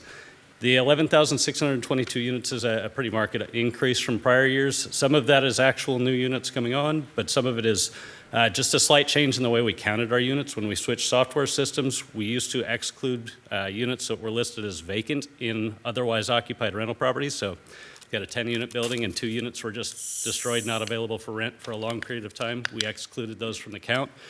They were still factored in for our inspections. We were still checking on the safety of those units and how they affected other tenants in the building. So we thought it made more sense to just include those and calculate those in our total numbers. As you know, we implemented a bunch of change January 1, 2025, including our new software. That gave us the ability to move from a 1-year license to a 2-year license, which has been a significant improvement for our staff, creating efficiencies. I will say the implementation year has been with some challenges. We expected those. We've had some really great feedback from the people on the receiving end of these license renewals, and for the most part, once they understand why the change was made, they've been really supportive, so that's excellent. One of the things that caused the biggest impact was seeing those fees. So the fees appear to have doubled, but year over year, they're actually the same. So by being more efficient, we were able to retain or maintain that fee rate for year over year. But we did get some feedback that that was a bit of a sticker shock issue for some people. Our inspection fees did not change, so those remain the same, consistent with past years, and our target revenue is 90% self-supporting. Happy to report we're well on track to hit that, and I think as of today, we're about 83% of our rental license renewals in and paid for, so that's really good. That's well ahead of where we are in a typical year prior. And so a lot of the conversation about these improvements started with the cycle of rental inspections, and I wanted to take a step back. When we talk about the cycle, that's just one part. We've done a number of things over the last decade to continually focus on improving, including adding some staff at a couple different points. We've changed softwares now twice because the software we moved to worked well for a little while, but it wasn't the perfect solution. Now we think we have what hopefully will be that perfect solution for us. It's a good fit so far. We've made some pretty serious policy upgrades in 2016, 2018, 2019, and 2024. So, when we say we just made this really big change, we think it's going really well, but we're not going to stop reviewing outcomes and looking for better ways forward because as these new developments come on and conditions change, we have to evolve with those conditions. When we were reviewing those outcomes, some of the achievements or benchmarks that we looked at were in 2022. So just a few years back, we hit our first 5-year cycle. That was after years of talking about that we've been on a 5-year cycle, but we weren't really hitting it. We didn't really have good data. We did that in 2022. And now in 2025, we're talking about a 2-year inspection cycle. So it's pretty drastic change. Our rate of inspections passing has increased. So at that initial inspection, we were failing approximately 95% of the units back in 2016. We're down to failing in the ballpark of 70% or even a little less than that right now. So we're seeing the condition of those units being much better, and the volume of violations we're finding is much smaller when we do write up a unit. So it's typically a couple items, pretty minor. A lot of times we're not even making a return trip. We're getting photos of the items corrected. So. And most importantly, our housing code complaints. So we heard a lot about that last year. Our housing code complaints are down 8% year over year and 33% from our high in 2018. So we think we're making an impact. The data supports that. We're going to continue to track that. Our resource allocation. So since we merged the departments a few years back, that has allowed us to be a little bit more nimble. We can switch people from building activities to rental inspections to code enforcement. We've got some people that are cross-trained in all activities, so that's really helpful. Having the owner's ability to request their own inspection in our software is really helpful. That's reduced time rescheduling or missed appointments, so that's been effective. And obviously, the opportunity for owners to self-inspect and self-certify is a big thing. And if we didn't have owners requesting that, that would have been really problematic. But what we've seen early on is about 95% of those eligible are electing to do the self-inspections. And then one of our successes that we're most proud of is our successful rental property management class. We've been hosting this class for decades before my time. And we continue to try to improve it, but our last class was just March 20th, so just a couple weeks back. And you can see from the reviews on that class, we're doing pretty good with that. We have people come reluctantly. It's a mandatory class, And almost universally, they leave saying how good the information is, the content, and how much they appreciated being there, even though they didn't necessarily want to be there when they started the day. So, moving on to our vacant or abandoned buildings, a lot of times when we find vacant properties, we're sending them notice that they have to get those licensed. We've got about 22 in that status right now where they've been notified. We're trying to get them licensed. We've got 81 that are currently licensed, and we've got about a dozen properties where when we sent that notice, they didn't come into compliance, they didn't work with us, they essentially didn't have an active owner. So we've initiated petition for property, or petitions for title to those properties with the court. We've got a dozen of those cases open right now. So that's pretty typical count for those. Some will drop off as we either take title or the owners re-engage, and so we kind of keep that level. That's about our consistent level for those. With the vacant building license, the intent of that is to ensure that those buildings are being maintained so that they don't fall into a condition that's not salvageable, essentially. So we're doing quarterly exterior inspections, annual interior inspections, and then I already talked about the petition for title process if we're not getting engagement. These are the same photos from last year, I guess, so I did want to touch on that. This is 1450 Iowa, and we're still so proud of this one. It's just such a great example, so we left that one up there. But we're also going to talk a little bit about 2527 Washington. This is one Maddie Haverland will talk more about, but this came to us not through a petition, but actually through a partnership acquisition. And we did a rehab study on it. It was going to be over $300,000 to rehab the existing structure. It was deemed non-viable economically. So we did deconstruct that one, and our team worked with Maddie and her team to develop a plan for a really nice house. She'll talk about it, so I won't go into any more detail than that, but I think you'll be really, really impressed with the product we came up with. With that, I'll turn it over to Gina.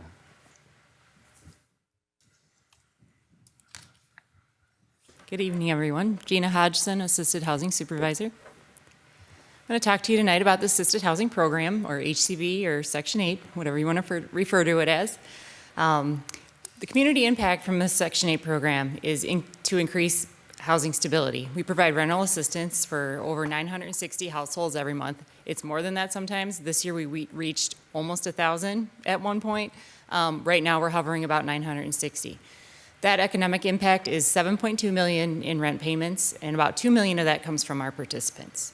And on the left side there, you see the assisted housing program, so everything that falls under that umbrella. So we have the housing choice vouchers plus the specialty vouchers that are listed there. The voucher breakdown here in the middle, so like I said, it shows about 1,114 vouchers that we are given from HUD. Again, I know we talked about it last year. That's not exactly what we could pay for. So we kind of found out this year our sweet spot's probably like 980-ish. That's kind of where we got stopped, and they said, wait a minute, you better not issue anymore because you're going to overspend. So we actually increased utilization this year, which was a huge goal for us because we needed to spend our budget. We got to the point where they said, whoa, slow down now. So we had to put the brakes on a little bit. So now we're looking at just maintaining where we are. And so we're trying to be really strategic about that. Our goal for this program is to provide safe, healthy, and affordable housing for people. And that's achieved through many things, and we can't do it alone, and we do have a lot of help. So obviously, the funding comes from HUD, federal funding that we have to do this. We need the landlords. The property owner participation is huge for our program. Can't do it without them. Inspections division is our support in-house. You know, they're out there covering all of the things that we need, the calls we get, the regulations that we have to meet for our inspections for our people. And then those community resources and referrals that are out there that we can help people get to more self-sufficiency and get to on their feet, try to break down some barriers for them. So since we kind of hit that utilization cap where we were, our efforts this year are for maintaining kind of where we are and what efforts we have underway and what worked, so what we're going to continue doing. We will continue to monitor our budget and all of the allocation calculations. They change every month, and it's all really variable, so we keep a close eye on that. We're very strategic with our voucher issuance. We need to think through that, and that we take a lot of things into consideration. Our current numbers, but also the success rate, you know, how many people that actually get the paperwork actually return it, how many of those people actually lease up in the amount of time that they get. And we also take into effect that attrition rate, so how fast people are going off of our program because of either they're getting off of it because they're self-sufficient enough to not need the assistance anymore, or they're getting terminated for some reason, or they just decide to voluntarily leave the program. We're also looking at community vacancy rates as far as we can. We don't always have great data on that, but we try to keep an eye on that. We meet with landlords monthly. We kind of get the scoop from them too with the Landlord Association. And then we also obviously take into consideration that variable monthly allocation from HUD. So it does vary every month, and it's based on our previous month's utilization and numbers, and so we just keep those calculations going. Also with this, we are going to continue that application of the 120% of FMR for calculating our voucher payment standards. So that just allows us to be able to pay more for units so that people really do have a choice about where to live in the community. They can compete with some of those market rate units so that they can choose more where to live instead of being needing to be in one area or another because it's more affordable there. We also have increased access for participants and landlords through that software. So we upgraded our software a couple years ago, but as we learn more, it's slicker all the time, and we're finding new ways to use it. Everybody's getting more used to it. It's saving staff time, and it's also helping people get the information they need at their fingertips. And then another goal this year is to increase the number of project-based vouchers that we have. We only have one contract. We've only had one contract for a pretty long time, which is with the Rose of Dubuque for 17 units. So we would look to possibly increase that. If funding supports, that would be something that we would look into. So an upcoming focus, biggest goal here is just our full optimization of our budget. So keep it coming. We want to spend all we get so we continue to get it. Another thing this year really we want to hit hard on is that increased home ownership. So we have the ability with a voucher to pay your mortgage instead of your rent. So if someone has a voucher and they are ready to be a homeowner and they have all of the other things in place, like down payment and their credit's ready and they can get a loan and all the things, then we can use the voucher to pay for their mortgage instead. And so that's something we'd like to increase. We only currently have 8 homeowners that we pay for every month. We had 10, but then we lost a couple in the last couple years. But that is a main goal for us because housing stability is very important. And if we can help people get on their feet and buy their first home, that it can just be a great thing for them and their family.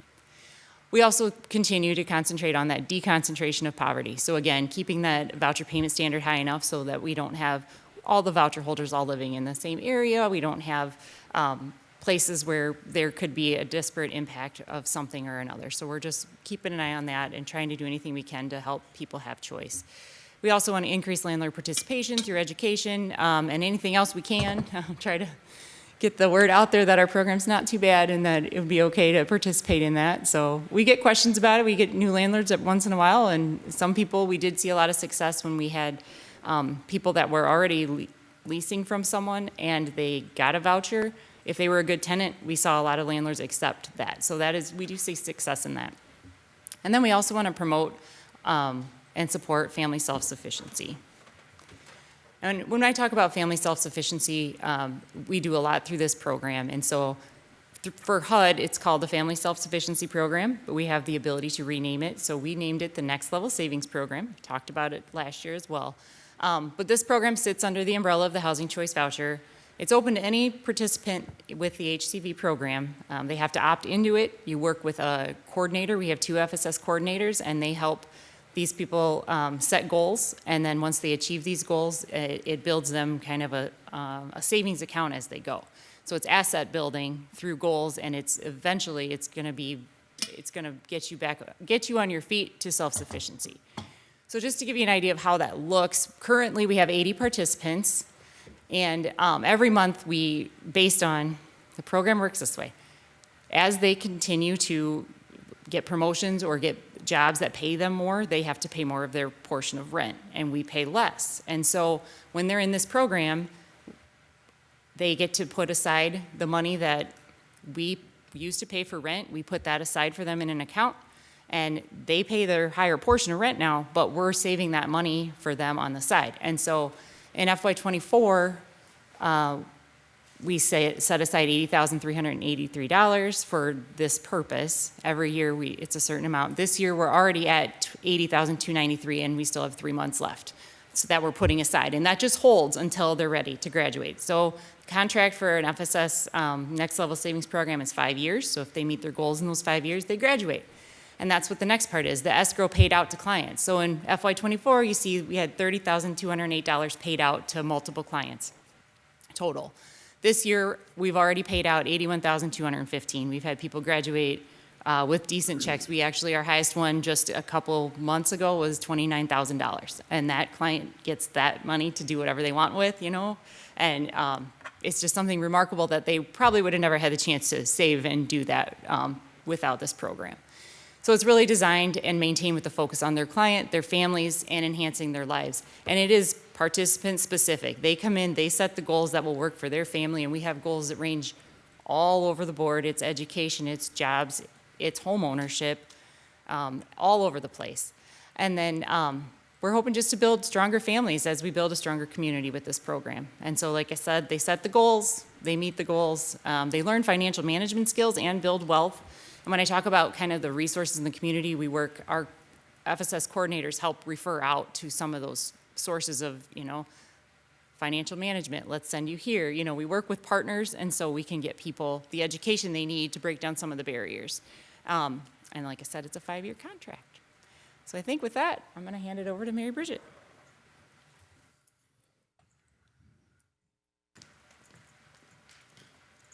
Good evening. I am Mary Bridget Corkin-Deutsch. I am the Community Development Specialist. I'm here tonight to talk mostly about our Community Development Block Grant and specifically our FY26 Annual Action Plan. All right, we want to start tonight by recognizing our Community Development Advisory Commission. We have 2 new members this year, and we also have 2 vacancies. So we'd love to encourage people to apply to be on the commission.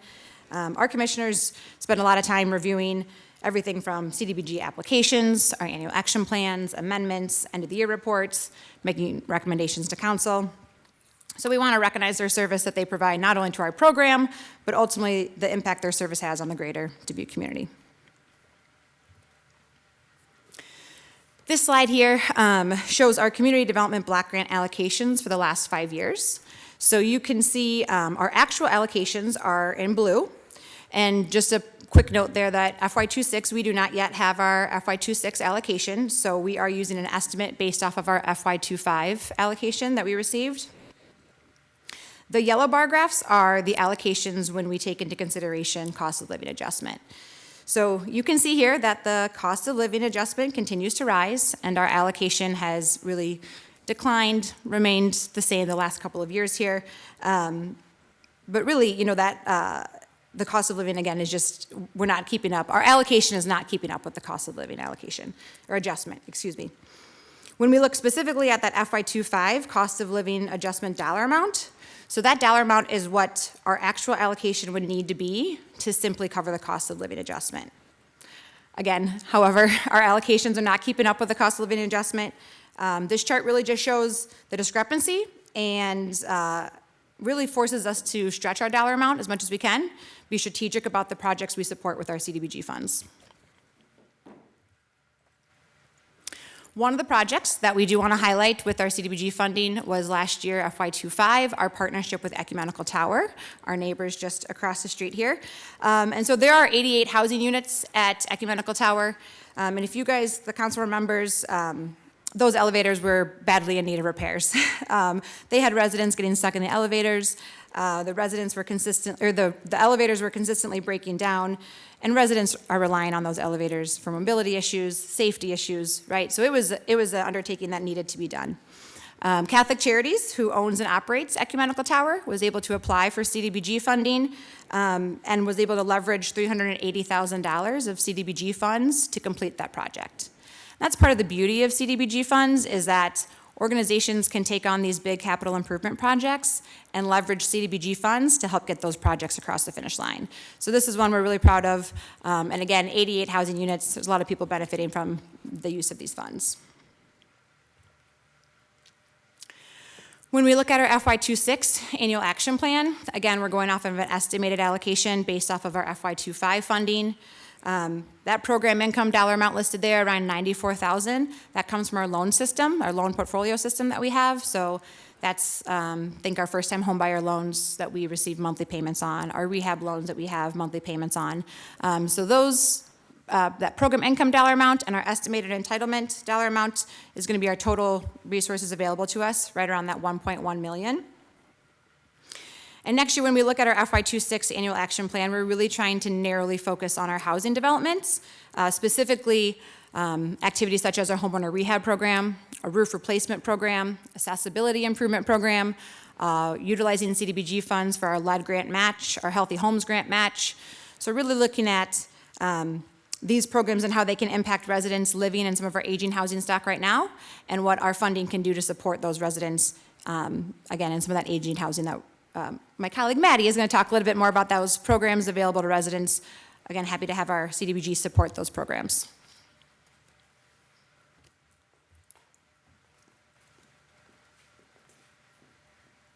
Good evening, I'm Maddie Haverland. I'm the Urban Development and Housing Rehabilitation Project Manager, and I'm going to talk to you about our community development programs that we operate through our department.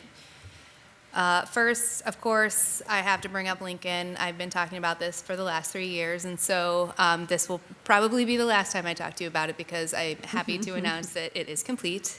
This project was completed as school started this year, and the photo you see on the bottom is an aerial shot from the Lincoln School Carnival that was held in September. And you can see just the drastic improvements that were made to this site. Before our investment is the top photo, and obviously the bottom is after. So some of the impacts that were created by this project were increased safety from traffic. There used to be a curb cut that went straight into this big concrete pad that you see in the before photo, and there's now a fence that can be rolled open and closed to protect the kids from any traffic that might come in there.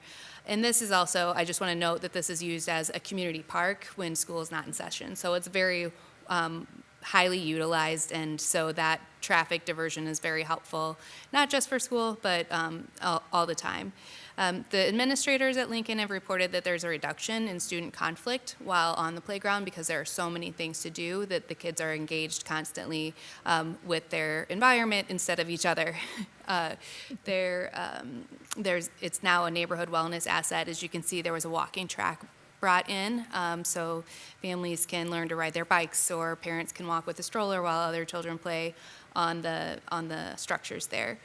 There's also inclusive equipment that was installed, as well as a net increase in trees and shade structures. So as you can see on the east side of the fence line there are several trees that will continue to grow and create shade over the structure there. We invested about $630,000 in CDBG, which leveraged an additional $250,000 plus from other funding sources. So it was a project that was well needed, well appreciated, and has had a great result. Next, we continue to offer homeowner rehabilitation loans. So throughout fiscal year 25, we've offered up to $25,000 in loans, loan assistance at a 0% interest rate with low payments to assist with things like code violations, accessibility, and just general home repair. As we've been working through this year, and even in previous years, we've noticed that $25,000 doesn't go very far anymore. So we've actually raised that cap with CDBG to $40,000. And we've really tried to focus on homeowners that are under that 30% AMI, because these are some of the most vulnerable folks in our community, and some of the housing issues that they have are really large, and it's only being exacerbated by the insurance industry right now, where threats of cancellation and those types of things make it really difficult for people to maintain their homes well. So as you can see, we've got 6 owners that we've worked with this year that are under that 30% area median income, and are under contract or have expended over $136,000 to assist those households. We also work with key partnerships for home rehabilitation. One of these partnerships is the Affordable Housing Network, or AWNI. To date, they've completed 9 rehabilitations of owner-occupied housing that's been, it was dilapidated structures that have been rehabbed and sold to owners that are under 80% area median income. The house that you see here is located at 290 Bryant Street, and it's quite a transformation. Our department has been involved with this home for a very long time. It was under code enforcement for an extended period, and we actually, I believe, we had petitioned for property and were awarded judgment that we could have the house if it wasn't sold. I don't know if I said that correctly, but if I didn't, Ben's got me. We connected the property owner with Ani, and they actually purchased the home from the property owner and then did this lovely rehab, and it's currently sale pending. And so it was really a winning situation for everyone. The owner was able to recoup, get some funds from the sale, and then now this house has been brought back online and will make a wonderful home for someone. Ani also currently manages 12 affordable rental units that they had rehabbed and manage and charge affordable rents within the city. They've got 5 additional units underway. And our next partnership is the Heart Partnership, which is it's a partnership between the City of Dubuque, Four Mounds, the Dubuque Community School District, NICC, and DuPaco. These 2 homes that you see on the slides were on the slides last year as well. When you're working with students in this turnover semester over semester, it takes a little time. They also do exquisite custom woodworking, and so all of the baseboards and the cabinetry that you see in these homes are made by the students as well on site at Four Mounds and brought to the home. And so 821 Garfield is the photo on top, and that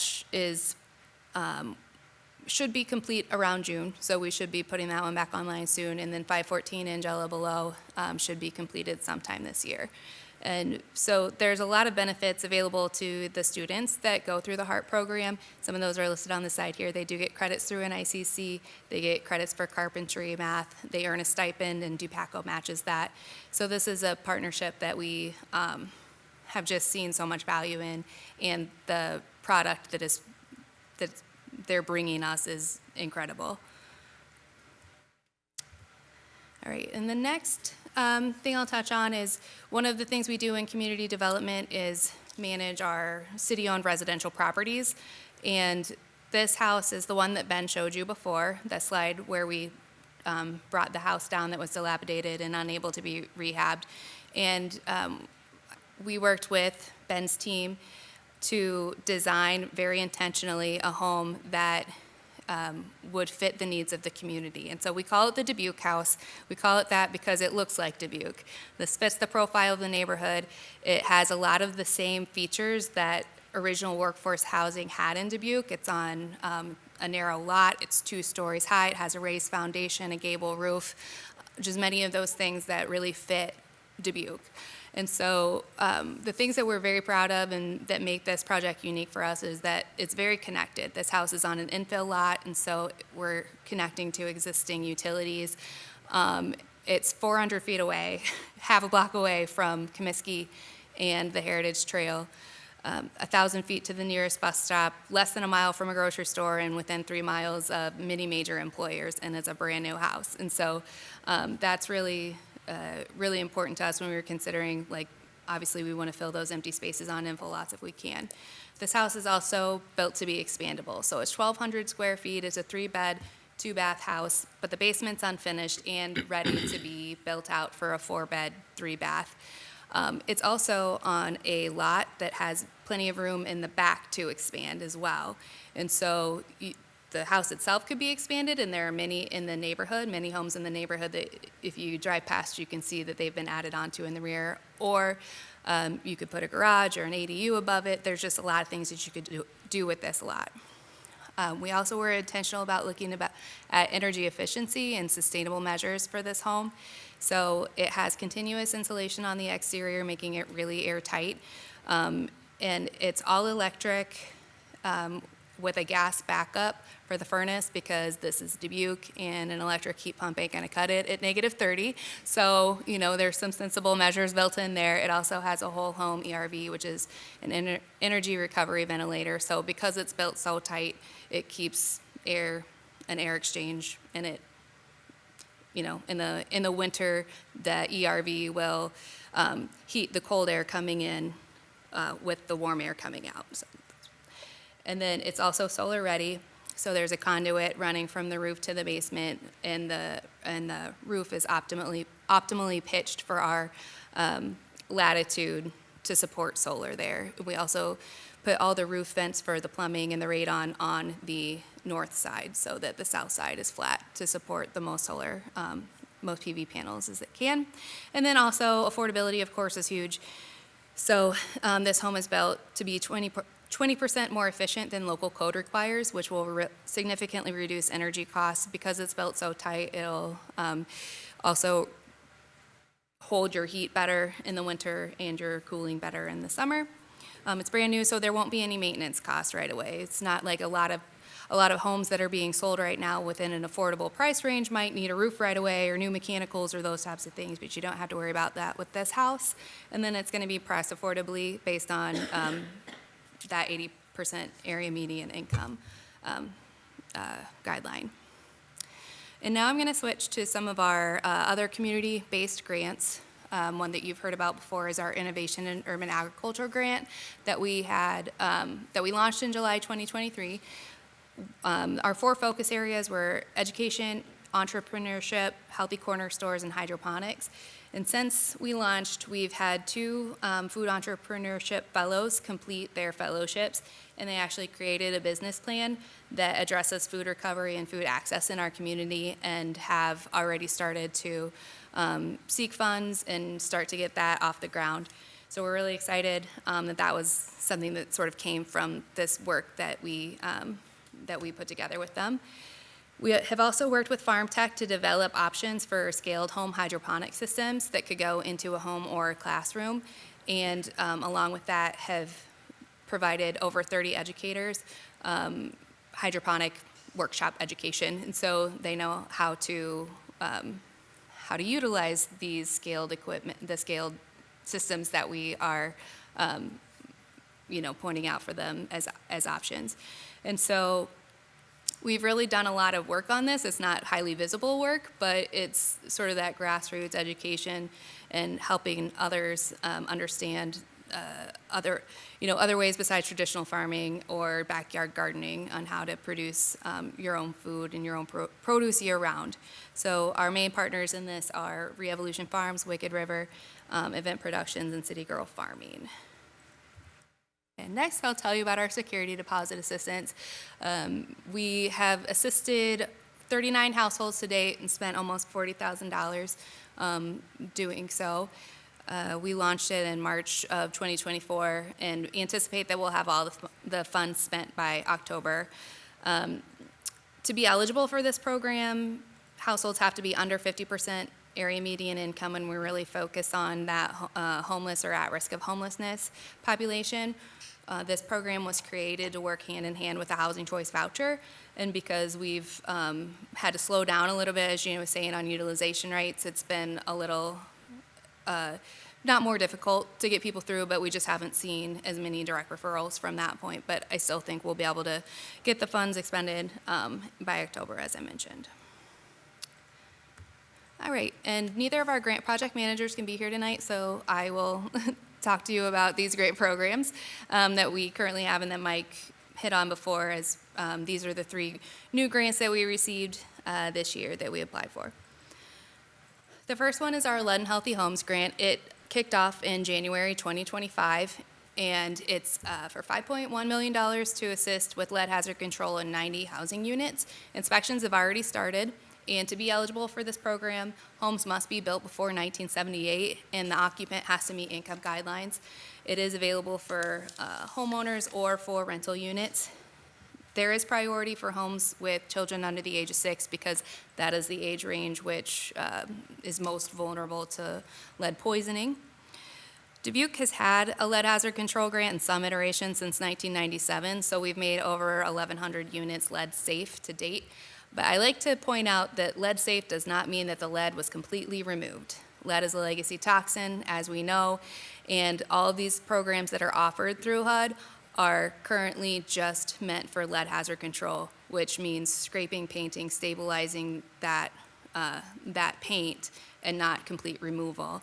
So something that has happened within the lead hazard control world at HUD is that they now allow homes that have previously gone through the program to go through again.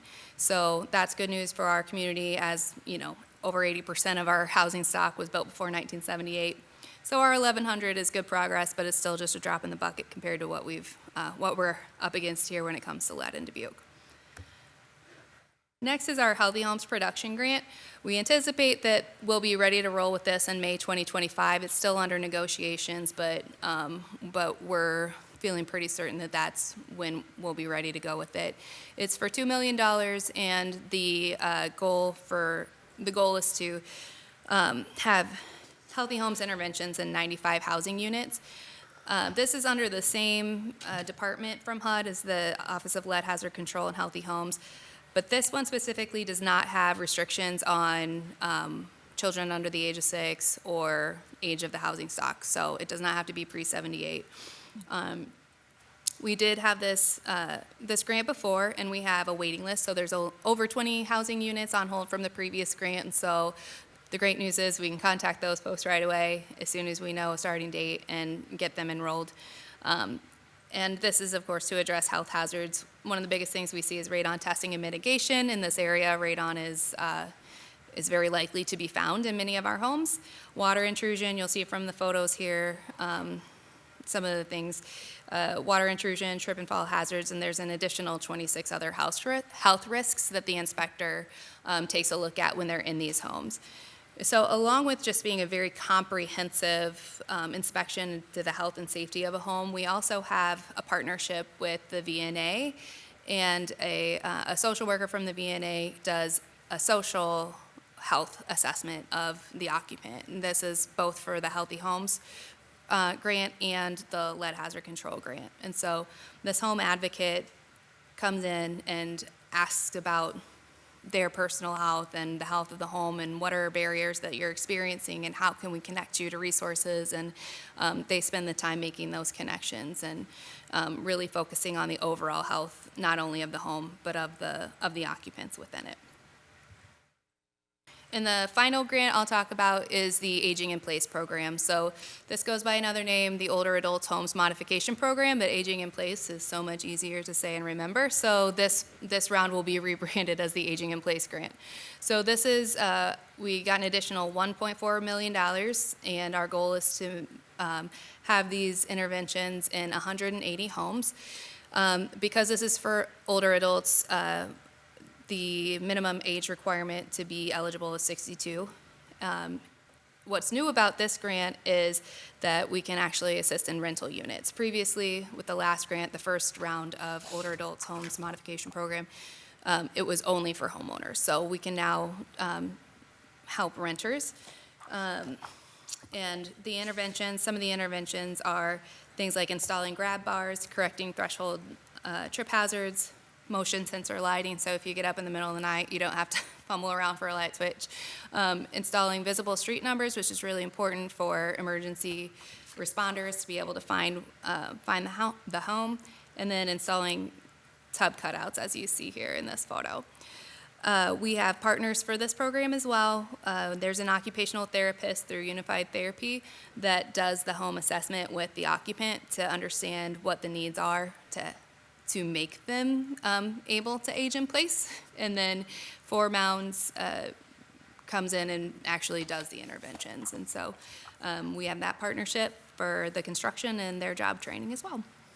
And with that, I'll pass it back to Mike.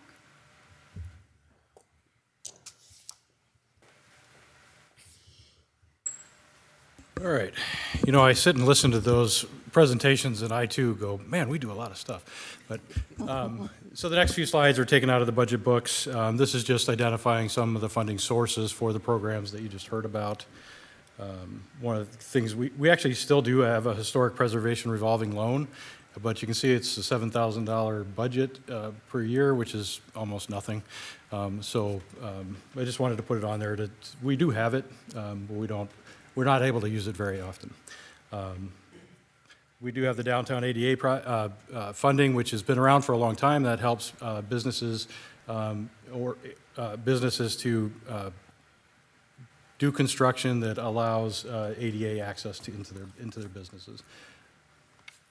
All right. Performance measures. This particular slide is related to the performance measures related to the grants. These are the new grants, so everything's in green. We're doing great. We've barely started, but just to be fair, that's where we're at. I don't want to just put green ones up there. Performance measures are there for a reason. The one on top here is red, but I wanted to point this one out because this is a metric to look at the rehab programs and can we take a house that's in bad shape and put it into new ownership? And the metric is 1+, and so we have one. It's red. I think we'll have 2 by the end of the fiscal year, and then it'll be green. So I just wanted to point that out. It's a metric that can change very quickly. These performance measures are related to the Housing Choice Voucher Program. These are ones that they're always a struggle to meet the goals because it's an education process. We're trying to get new landlords to accept vouchers. We're trying to just constantly let people know that it's a good program, that it's a good way to get income for your rental property. But these are always usually yellow or red because it's a struggle. We're constantly struggling with this. That's all I had for the program, but I do want to, you saw some of the division managers here, some weren't able to make it tonight, but we have a large department. There's a lot of people involved in the process, and I do thank every one of them. They all do a great job, and I appreciate them all, and I'm sure that you do as well. And that's all we had for, say thank you for the presentation, and then I guess we'll take any questions. All right. Well, thank you very much, Mike, Ben, Gina, Mary Bridget, and Maddie. Thank you very much for your presentation. We're on a public hearing to discuss the housing and community development budgets. Do we have any public input this evening? Seeing no public input for the Housing and Community Development Department. Anything virtually? Nope. Okay. All right. Back then to us. Mr. Mayor. Mr. Jones. Ton of balls in the air. Well done, everybody. That's impressive. I did some projects at my home this winter and couldn't have been more impressed with the assistance and help from inspection services and kept us on the right path. And I think we came up with a great result. So thank you. Yep, that is our goal, and glad to hear it. Thank you. Yeah, Mr. Frank. Mr. Mayor. I just want to say thanks to the department for 2 big things. The house on Washington Street, that's really nice infill that I'm excited to see that happening. Hopefully we can use that as a template for other projects and other vacant lots that we come across. And then of course, really the aging in place program is just remarkable for my neighborhood. So thank you. I'm looking forward to seeing more of it. I'm really glad to see that it can also be expanded to renters as well as homeowners. So if I run into renters, I will see if I can get them connected with you guys. Great. Thank you. Thank you. Ms. Rainey? Yeah, Ms. Farmer. So I wanted to give you a shout out for the 2-year inspection, and thank you very much for educating us during last year where we were talking about the opportunity to do so. And I actually went on site in January, and I will go back on to complete, but I'm one of the 2-year self-inspectors here, so I very much appreciate all the learning, Ben, that I have had from you and your team over the course of the last 5+ years to get the houses and the apartments to your liking, and to the education that you guys provide us is just incredible when you actually have those inspections. So thank you very much for your kindness and your expertise when you go through all of that. But I did want to say congratulations on the cutover to the automated system, so that everybody can go online to the portal, and it makes it much easier, I am sure, and it also is an efficiency for the staff. And I look forward to much more of the data that you can share with us as it gets more use by the landlords. I think it's just going to be a great opportunity for us to make it more smooth for everybody. So thank you very much. Ms. Russell first. Thank you. This question is for Ben's portion of the presentation. He talked about the vacant, abandoned properties, and you kind of talked about the cycle. And I wondered if that cycle, if you think that cycle is getting the properties to action while they can still be recovered to avoid demolition, do most of the time, do you get them in a timely fashion, or are there still challenges?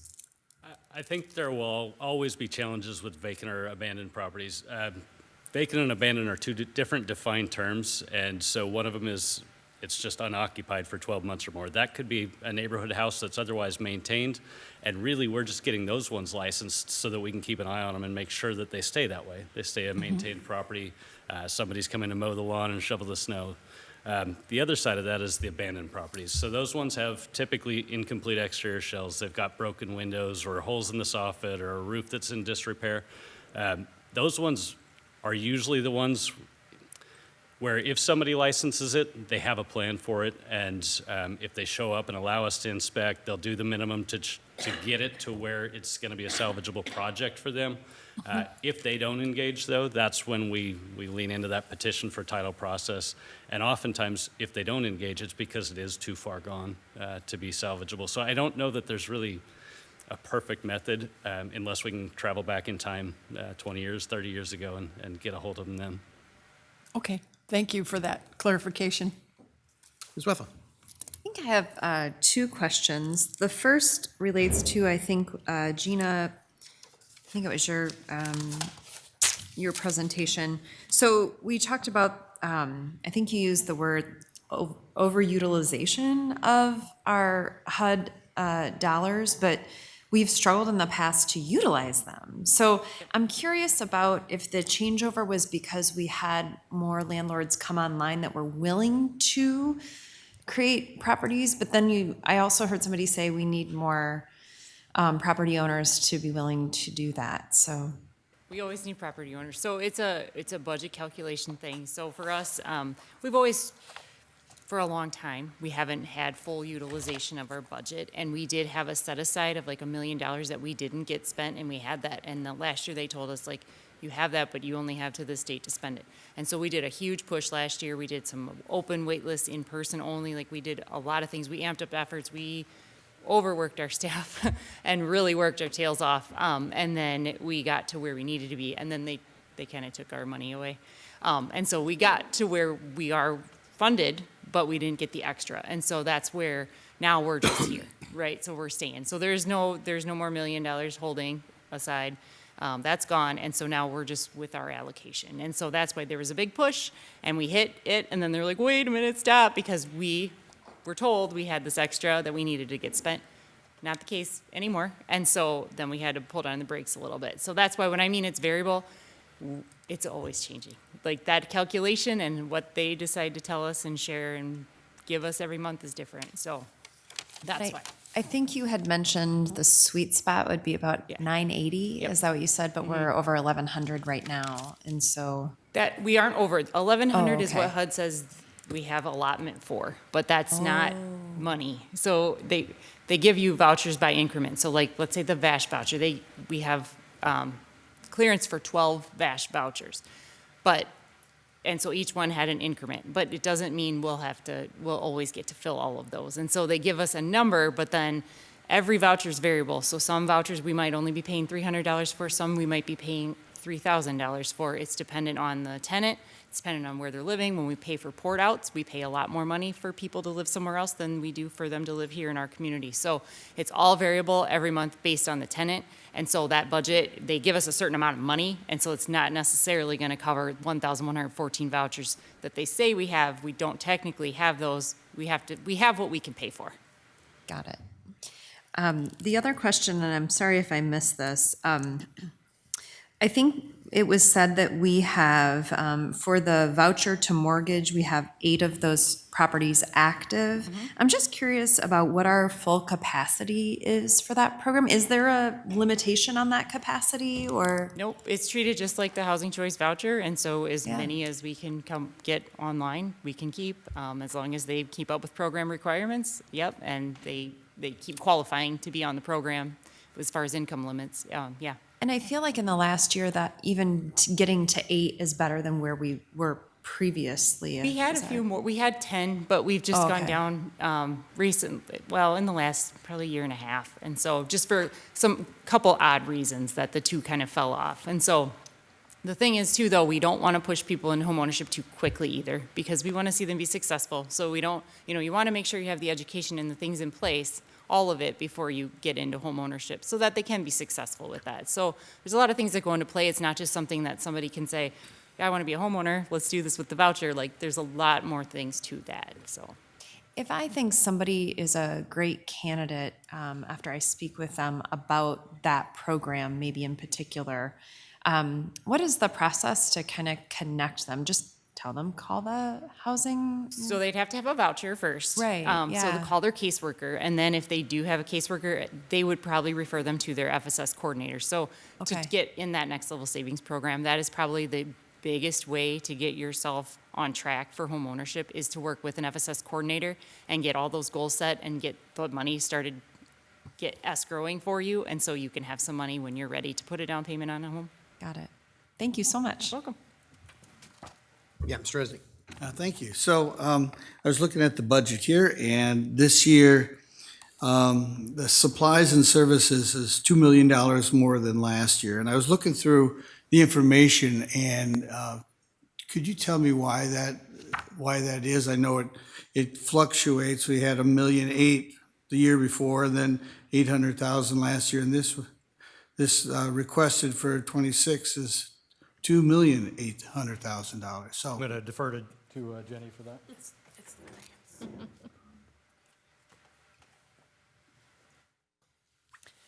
Jennifer Larson, Chief Financial Officer. So it fluctuates depending on the level of grants in the housing department. So it's the new lead grant and the Healthy Homes Production Grant. So it will hit both the operating side of the budget, and then there's a portion on the capital improvement program side of the budget. okay, so that's an expense, right? Yes. It's going to be an expense, and then there's going to also be the grant revenue. I see. Yep. So there's a plan for all that money. Yes. It's included in the budget. I don't know if someone wants to specifically talk about lead. I can speak to Okay. that. So when we apply for these grants, we actually, in the application process, we have to do a complete budget, which includes any equipment. We have, computers for the grant staff. There's equipment in that budget that would be covered by the grant funds. Great. And so it's all in the grant spelled out? Yes. Okay, and Ms. Larson, on 86, page 86 here, category 6108, True North. I guess I wonder, what is the scope of that project? What is that? There's an employee wage and benefit, but I don't, could you tell me about the True North program? It's the North End Neighborhood Program. Can anybody speak to that? Reimbursed by housing TIF. Sorry.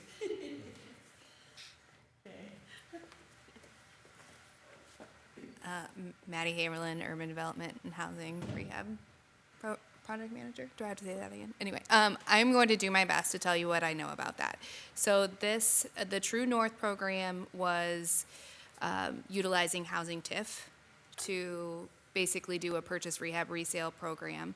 And in 2022, I believe, the homes that were acquired through True North came back to the city of Dubuque. And so that 2527 Washington that we're talking about, that was a home that was purchased by True North and then came back to the city. So although I'm going to be full disclosure, I'm not aware of what you're looking at right now. That is what I can tell you, that is my understanding of what True North is. I see. I mean, it says it's for salary and employee benefits, so somebody's being paid. So who's being paid there? Portion of someone's salary allocated to that. My apologies, I can't answer that question. We can dig into that and get the answer for you. We certainly want to do that, but. Great, thank you. So, yeah, if you could get back to me on True North, I would love to know what that's about. And so do you have the final cost of the Dubuque house? 1,200 square feet? The answer is yes, we do. Good. And Maddie will tell you. Yes, the complete cost for construction is $290,000. So $290,000. Yes. And that's utilizing Four Mounds and others. No, These are all contractors. the contractors, so this is contracted with Tucterra LLC. We released this for RFP last May, and that was the contractor that was awarded the bid. It did come through council. So this project is funded by program income from our local housing trust fund. And you have an approximation of what 80% of AMI is? You know, approximate? Like the affordability range, what we might sell it for? Yes. Is that what you're asking? Yeah.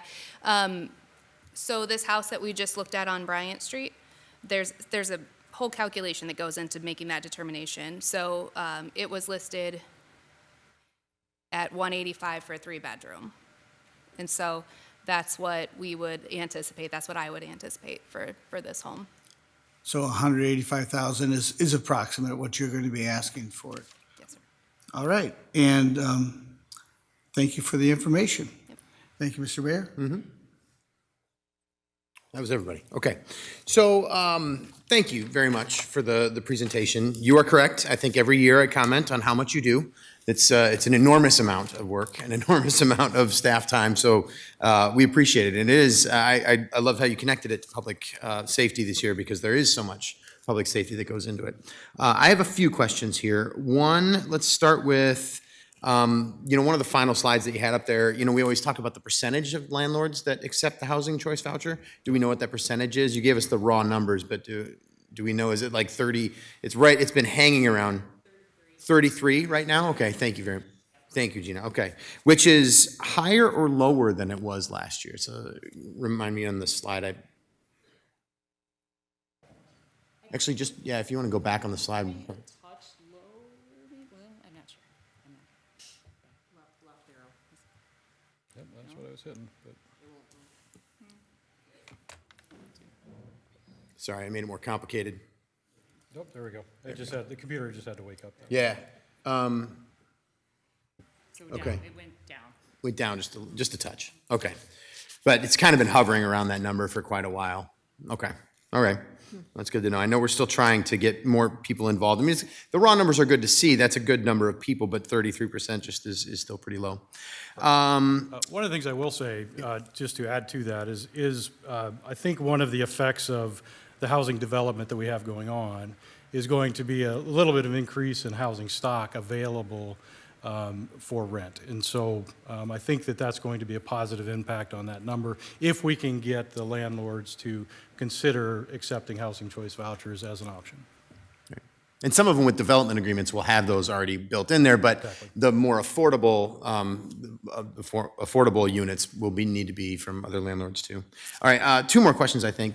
This is probably a Ben question, maybe Mike too, but you mentioned, helping landlords and property owners to adjust to the, I guess, like the sticker shock value of this new 2-year inspection cycle.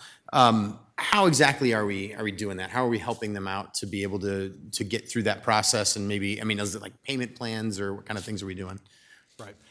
So one of the things we did in order to get to a 2-year cycle, we had to, about half of the landlords are on a 1-year renewal and about half are on a 2-year. And so we have been somewhat flexible. If a property owner has a large number of properties, we will allow them to shift to a one. Not every, we want to keep it balanced, but we are allowing some landlords to shift to the 1-year cycle if it's a burden for them. Okay. We're not doing that globally, or we're not making a blanket statement that everybody can do that, but we are Sure. a little flexible on that, yes. But on a case-by-case basis, it can be useful for some landlords that are in that It's important to situation. us to have a fairly even balance so that Yeah. going forward, we're doing half of the licenses every year. Right? Okay, all right. My final question is a more global question. You are one of the departments that works very directly with our federal government. We're reading a lot about our federal government. We're talking a lot about it here. How's it going with HUD? I'm reading about HUD, and HUD is, and one of the things that happens when there's an administrative changeover in the presidential administration is you have new people. It's just a bunch of new people, but not like everybody, And this time it's a little more, there's major layoffs at a lot of different departments. There's different things going on. So this is a serious question. How's it going in our communication as a city with housing and urban development? Are we experiencing any slowdowns, difficulties, challenges? So I'll give you an example for that. As we are awarded these HUD grants, we are required to send 2 people to training for every one of the grants. That's just a requirement that HUD's had forever. I was actually scheduled to be in New Orleans next week for that training. HUD had an emergency meeting today that they were told that they are no longer allowed to travel. So the HUD staff is not allowed to travel. So therefore, they removed the requirement for us to send 2 people for each grant to the training. And so the short answer to your question is we are reacting just like everybody else. We're getting one answer, and then 2 weeks later we get a different answer. And so we're trying to make contingency plans to try to be prepared if we do need to make changes and consider the options. But it's been a bit of a challenge. Do you have any other specific examples? I mean, in particular, what I'm most curious about, because that is obviously challenging. You know, I mean, you had plans to do something. It's a part of a program. It'd be useful for you as staff. Are residents being impacted by any sort of communication challenges or difficulties that we're experiencing with HUD? And I want to make it really clear. I'm not saying this to throw anybody in particular under the bus who works at HUD. I think it's just, I'm asking a logistical question here is all I'm asking. Right. I will say that this has been a month and a half ago, 2 months ago now, but there was a memo that came out on a Sunday night that nobody really understood what it meant. And so Monday morning we had a lot of phone calls from landlords worried that they weren't going to get their housing choice voucher payments because there wasn't clarity in the memo. And so we've had to react a few times to things of that nature. Yeah. Okay. Yeah, and I think it would be, and I know you're communicating with the city manager frequently about all these things that are going on, but I do think I would request, and this is a request to you too, Mike. You know, I mean, if we're experiencing any of those things specifically, that we hear about it, so that we know how to communicate with our, you know, we know what communication might be necessary with our partners in DC to be able to talk to them about this. So any of those things that are happening, especially in your field though, because the direct connection is there so often, I'd appreciate that, and I think we would. Okay. I don't think I have anything else, so thank you very much. This is very comprehensive every year, so I always appreciate it. But thanks for being here. All right, thank you. Thank you all. All right, next up, we have 2 more left tonight. So we have the Office of Shared Prosperity and Neighborhood Support is up next. So we'll do a switch over here.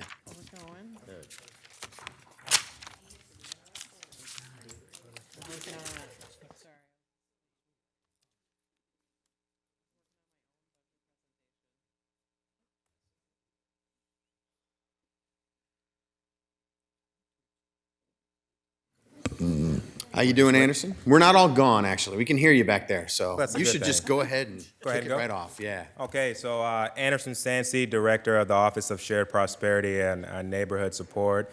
As always, I want to thank you for your service to the residents of Dubuque. I want to thank the city manager, who I believe is on still, for his leadership and support, and really a lot of the things behind the scenes that a lot of people don't get to see that allows us to have the service that we have every single day. I want to echo what was said earlier about the budget department. They are amazing to work with, and even last night I sent a text message probably around 9:30, and it was answered right away just to make sure that I had the information that I needed today. And then once again, I just want to thank the city manager, our partners at the Community Foundation, and all of you, because this year I had the privilege of attending Harvard College. And one of the amazing things about attending the local and state executive program is you get to interact with a variety of people across the world to talk about ways to build community. And one of the essential things that I took away that I just want to remind all of us is the importance of building strong partnerships, not just with the existing partners that we've always had partnerships with, but new people. If we're going to become the community that we need to be for tomorrow, we not only have to nurture the relationships that we have right now, which is part of the foundation that you were talking about a few days ago, but we have to find ways to include more people in our economic and social and political system. That is very critical. No one's coming to save Dubuque. The people that we need are right here in our community. And so now I'll get off my soapbox a little bit. So a little bit about the history of our department, which I think is the foundation of the work that we get to do. So in 2018, during the goal-setting process, that current team of mayor and city council made poverty a top priority, and all of you continue to make it a priority. Why is very important, is because you listen to the residents of Dubuque. So in our comprehensive plan, we had a variety of residents and input that talked about the amazing things that are happening in Dubuque. However, people were still struggling to make ends meet. They were still struggling to afford the cost of living. And I want you to keep that comment in mind as we go to some previous slides. So as we heard about the struggles that a variety of people were having, what you did was you allowed us to do an RFP, and we had a consultant, Public Works LLC, to come in our community to do a deep dive, to do a robust community engagement process with not only civic leaders, nonprofit organizations that are working with people in poverty, but actually meeting with people who live and are experiencing poverty to understand not only the challenges that they were facing, but also what's working in our community, all right? And so out of that community engagement process, Public Works LLC and community members came up with a variety of promising practices or goals that they believed that would help lift people out of poverty. Some of those initiatives were existing things that we were already doing that they believed that, hey, if you keep doing these things, this was going to be helpful. But then there were some ideas. And one of those ideas was to morph an existing department, which was the Neighborhood Development Department, into an office called the Office of Shared Prosperity. And one of my roles as the director of this amazing department is to take that plan every single day, dive into it, marinate in it, and understand not only what the plan is telling me, what the council and mayor is saying in the direction that they want to go, the interactions that I have with a variety of community partners throughout the year to understand their strategic plan and strategically put it all together and say, okay, this is where we're going. These are the projects that we need to focus on. And for the first 3 years, a lot of just foundational work, just making sure we had the best team, trying to make sure that we had the right data at times, strengthening and building relationships with neighborhood support, and that's a key. And I always mention that was one of the first things the city manager mentioned to me when he said that I got the position. He said, don't forget about neighborhood associations. And that's another reminder for all of us that there's strengths when we build neighborhoods. And when we empower residents to do things that are impacting them, it's magical. And we've seen that at the neighborhood level. So it's easy for the work that we get to do, and it's easy to roll off the tongue. For us, our mission is to address, prevent, and reduce poverty. And not just for individuals, but throughout communities. We recognize that there's pockets of areas that are experiencing higher poverty. And what we want to do strategically is try to find ways to lift people up out of poverty. And it's not just the city's role. One of the objectives in our plan was for the city to collaborate with partners and empower them also to do the work. It's all hands on deck. It's not just government role or it's not just nonprofits' role. If we're going to be successful, every single body needs to play a role. And again, someone has to coordinate those efforts. And we're proud to be one of those departments that get to do that amazing work. Our approach to the work is very exciting. So as you know, city staff, we have one-pagers for everything. And so that's one of the things that I had to create just to inform ourselves of what we were going to do, but also to remind our partners that we're not looking to compete with them. Because that was a fear originally when you had a department also focusing on poverty, that we were competing with our partners. And so just reminding them that one of the things that we wanted to do was make sure that we have good data. And we'll talk about how we're doing that internally as an organization. We wanted to make sure that we're convening. And that's one of the things, again, that the City of Dubuque does a great job of bringing people together, trying to solve a complex problem. But one of the challenges with the initiating new partnership is bringing new people to the table, not just to take their intellectual property, but to make sure that we are empowering them to solve issues that are impacting them. Because we truly believe in our department, if you look on the back of that quote, that the people who are closest to the problem have the answers at times. But at times, they don't have the tools and the resources to solve their own problems. And so through initiatives like neighborhood associations and city life, we try to find ways to empower people to solve issues that are impacting them. I also want to highlight, just for the past 3 years, a variety of things that we've been able to be hands-on with. As you heard earlier about the community health needs assessment, our department played a huge role with collecting data, getting out in the community, getting people to fill out the survey to understand the health equity issues that are in our community and how to solve those issues. Here's a beautiful picture with myself, Whitney Sanger, and Antonio Mozon for the past 3 years, working with our Hate Cap program to make sure that we're getting out to targeted communities to understand, like, hey, if you income qualify and you need someone to do your taxes, here's an agency that would do it for you for free. And that it's not going to take away from you, but it's going to put more money back into your pockets. Working with Greater Dubuque Development Corporation, as you remember last year, we received a $30,000 grant from ICMA and the Bill Gates Foundation, and our objective was to get into communities and those who are not aware of these programs that are in our community that's designed to skill them up and put them in higher wage jobs. Based on the data, we knew who was not participating. We went to those communities. We said, hey, we don't have the answers. Would you partner with us? And that's when they developed that Employment and Empowerment Expo, which you will hear later on how we were able to facilitate that to the Multicultural Family Center.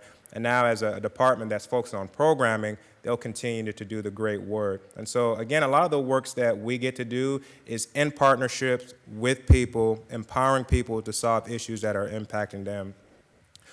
Poverty is a safety concern, and I wish I had, I'm a teacher at the University of Dubuque, I wish I had a notepad to allow you to reflect on this, but when you think about an individual who's in poverty, what comes to mind, or who comes to mind, right? And each and every single one of us, we probably have an image or a narrative or behaviors that will say these are the people that are in poverty, but as you think about the young lady who's working 3 jobs, and can't afford to pay rent or groceries. Well, this was a beautiful story that our TH recently did that talked about individuals in our community who are making just a little bit over the poverty threshold, and they're still struggling to make ends meet in our community, still struggling to afford groceries or rent. And I love this quote right here. These are people in our community who work in full-time jobs. These are just not individuals who are twiddling their thumbs and hoping someone is going to do something for them. I think there's a perception that that's what we have when it comes to poverty. But the data shows that there's a growing group of people that are just not making enough money. And in our poverty prevention plan, I love this quote that I put in our notes that, so not making enough in wage not only impacts the cost of living, but it impacts people's ability to afford rent or their choice of housing. It impacts their ability to afford child care if they need child care. If they don't have child care, they can't get that high-paying job. But what if they don't have transportation? Now they have to rely on someone else to take them to work, either our public transit system, which is a good system, or a friend. And sometimes it just doesn't work with all the different shifts that are out there. And so poverty is so complex, but again, we have a department and many organizations that are trying to figure out how to make sure we're doing the right things, we're meeting people where they're at, and we're solving the problems that are impacting them. And it's not just money that people need. Last year, I was able to come and talk to you about a national movement that we are part of that's called Advancing Economic Mobility, where the Bill Gates Foundation and many organizations are beginning to provide this framework where they're saying it's not just finances, people need to be able to feel valued, and they also need the power and autonomy to influence what community looks like. It's interesting because 2 years ago when we first came here, that's what we were saying. And many years later, it seems like someone is like recording the conversations that we're having. Now there's actually a framework for us to point to. And so we were part of the Bill Gates Foundation cohort. As I mentioned earlier, we received $30,000. We used some of that funding to focus on Opportunity Dubuque because we recognized we wanted to skill people up and get them in good paying jobs. We were able to provide some funding to Caprice and Fountain of Youth for the people who were transitioning out and did everything that they were supposed to do, getting them to the workforce of their choice. And later on, you'll hear how we're using some of the remaining fundings that we have to support some other initiatives. Very small grant, but I believe earlier you were talking about how important it is to leverage some of those national partnerships that we have in those grants to not only address city issues. I think it's important too, if we see grants and funding out there that can make our partners' jobs better or their lives better, we should be intentional trying to go after those grants as well. Last year, it was interesting. I had a nonprofit organization called New Growth that found us on Google, just did their research, and they said, hey, would you be willing to come and talk about your department? We find it fascinating that local government is playing a role. And so here at the Cityscape Summit, I was able to speak not only about our department, but really on behalf of all of you to saying, hey, this is why the mayor and city council made this a priority, because that's a common question I get asked all the time. Anderson, how did you get your mayor and your city council to make this a focus? And for me, it's easy. They listen. They listen to their residents. I can't speak for every other community, but for here, we listen. We try to make sure we get out in the community, and something you talked about every single year, like I see you guys everywhere. That is by design. You will always see us out in the community, involved in a variety of things, intentional, trying to put pieces together. And this year, I believe in a few weeks, I'll be going to Baltimore, and ICMA is hosting their first annual conference, again, on economic mobility, and they have invited our department to come speak. And so it's amazing to see a vision that you guys had many years ago. Many people are following along. So let's not also lose sight on being forward-thinking and doing what's best for all residents in our community. As I mentioned, there's a framework, and kind of long-term what my vision is how do we take the framework that a lot of people are talking about and make it very realistic to Dubuque. I would love to, if possible, update our poverty prevention plan, because as I mentioned, a lot of them were just ideas, like, hey, this would be a good idea if you do this. But here are some examples of some concrete things that we can hopefully drill down to the city level and have the next 3 years. Here are the things that we need to focus on, and we have a good person behind me by the name of Braden that's not only going to help us to do that, but long term, with the goals that you've laid out for all of us with your 8 goals and priorities, how do we make sure throughout the year we bring that data to you so that way you can see it during the goal setting process and also the budget process so that way you can make informed decisions? Throughout the year for all of our city staff, bringing the data in front of them. So again, they're making informed decisions and improving service delivery where it makes sense. And it's exciting, too, that eventually, once we're able to build our infrastructure, the amount of nonprofits who don't have a data expert, who don't have a data person, but who depends on data to apply for these federal grants. So we want to be a partner and begin to sign MOUs where we're agreeing on data sharing. And I know, Councilmember Farber, you're really going to love that, but it's going to take some time to build that infrastructure, to build that trust, so that way, again, everyone's rowing the boat in the same direction, but you can kind of see the big picture of, as we're building this infrastructure, having good data in front of us that's readily available is going to be key. I got to always give a shout out to the team that does the work. You know, it's not always easy doing the work that we do, engaging with one another. But one thing I can't take away is that you have passionate people, again, who are always out in the community, doing great work, trying to serve people with a good heart.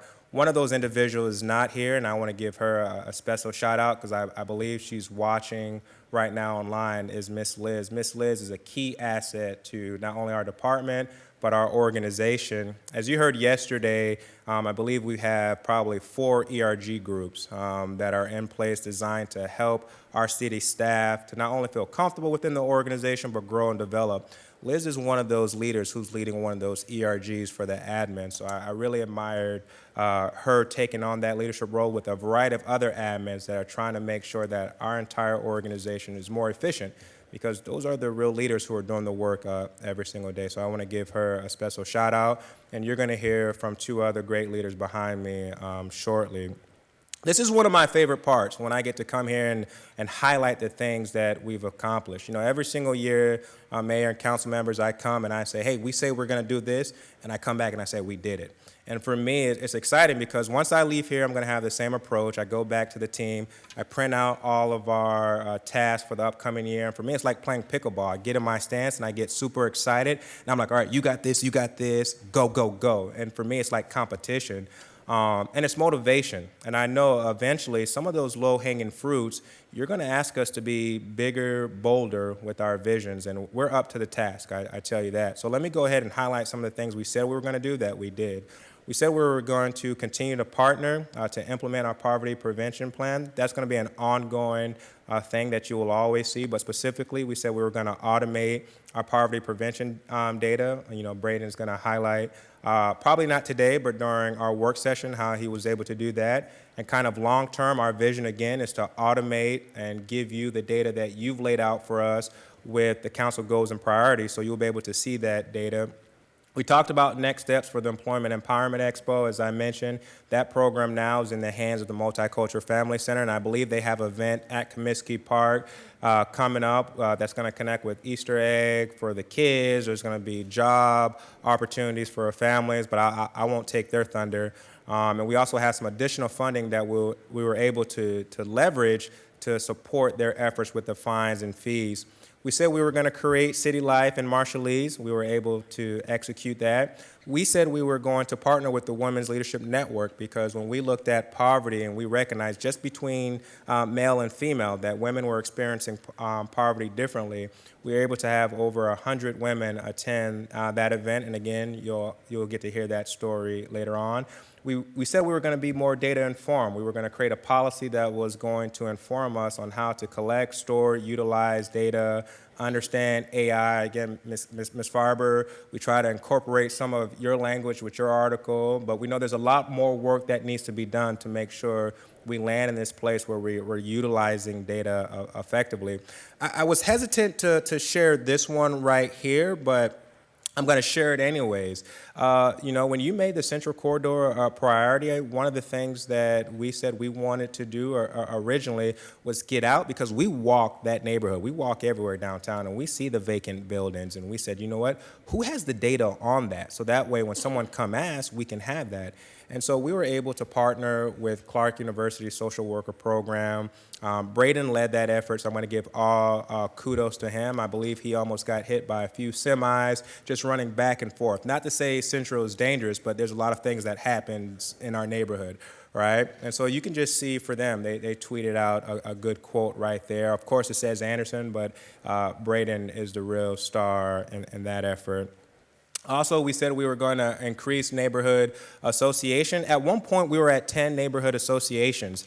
And that's not an easy task that Tim Wall has, to get out, connect with neighborhoods, help them to identify 2 to 3 goals, help them execute it, get residents within those neighborhoods involved, because a lot of the neighborhoods, it's only like 5 or 6, maybe 10 people who are actively involved, and they want more people involved. So there's a lot of hands-on that needs to happen. And so at one point we were at 10, we are at 8, and Mayor, we heard you loud and clear. And I told the team as soon as we left the next day, did you hear what he said? He talked about our grants. Did you get the grants out? We have to get that grant out. So not only did we deploy all that money out, but we increased the amount of applications. And that was because we shifted from just $750 to $2,500, up to $2,500 to help residents, to help our neighborhoods. And again, we have a lot of people who utilize that grant. So we're super excited. Liz right now and the team is working on digitalizing, I can't say that word, the application, so it's not just in writing, but just trying to make it more efficient. But I also wanted to highlight something where, you know, we still got a lot of work to do, and that's the universal application. The idea that we had was kind of like a one-stop shop. If Anderson, who's experiencing poverty, and let's just say I just went to the utility billing department and I want to sign up for 50% off on the water and sewer and trash service. I'm hoping there will be a system that will allow me to connect with other services that I'm eligible for as well. And so we brought a variety of departments that provide those essential services, and it's very complex because every department has different regulations with the state or the feds, and we were trying to put the pieces together, and so it just didn't work the way that we wanted to, but I'm excited that the Public Information Office has an improvement package that has been approved that could potentially help with this idea of having just a one-stop shop where it doesn't matter where you're at within our organization. If you income qualify, there should be a buffet of items, and if you choose to sign up for those things, it's readily available for you. So I do want to acknowledge that we were not able to get that, but we're going to continue to push forward to make that happen. We have a new neighborhood association, so one of the things that we did for the first time in our department is recognize through the proclamations the neighborhood association for their efforts, their hard work. So you'll have a new one coming this year. We also heard you loud and clear when you said, hey, budget department, why don't you work with the Office of Shared Prosperity and try to get more information out to people? Not only did we did that, but we're going to have a new process where every single year with our neighborhood association and key partners, we're similar to our goal setting process where we have those documents and you get input from all of us. You're going to have something very similar for neighborhood association, some of our key partners, and that's key with the Assistant City Manager Corey Burbach, who's able to work with us. Again, it's very important that we bring more people's voices in that process, in that political process, so that way, again, you can make the best decision. So we're super excited. We heard you loud and clear. The budget department heard you loud and clear and was able to partner with us on that. And we have that coming up very soon, and we will continue to do it because it was something we were doing before the pandemic.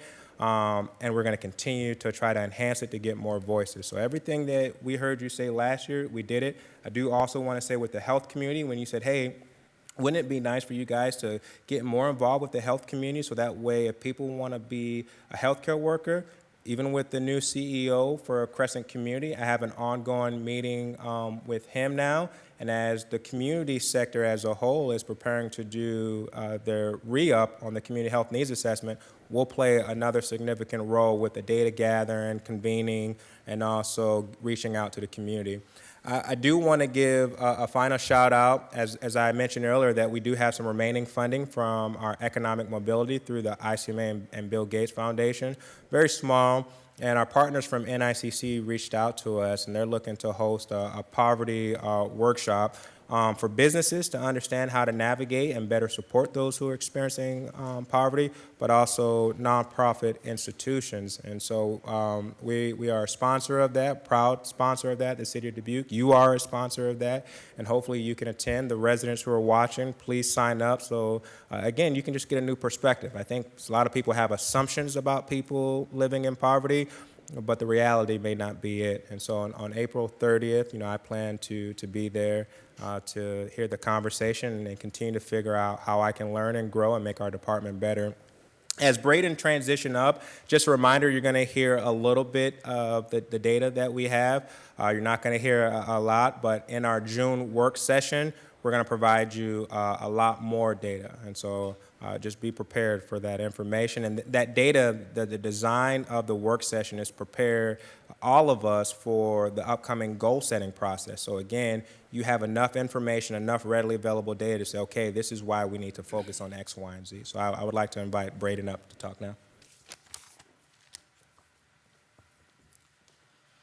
Thank you, Anderson. Thank you, Mayor, City Council. I'm going to go over a very, very high-level overview of just the poverty rate in Dubuque. Looked at a couple different ways tonight. We will, as Anderson said, be back in June to share a lot more information with you.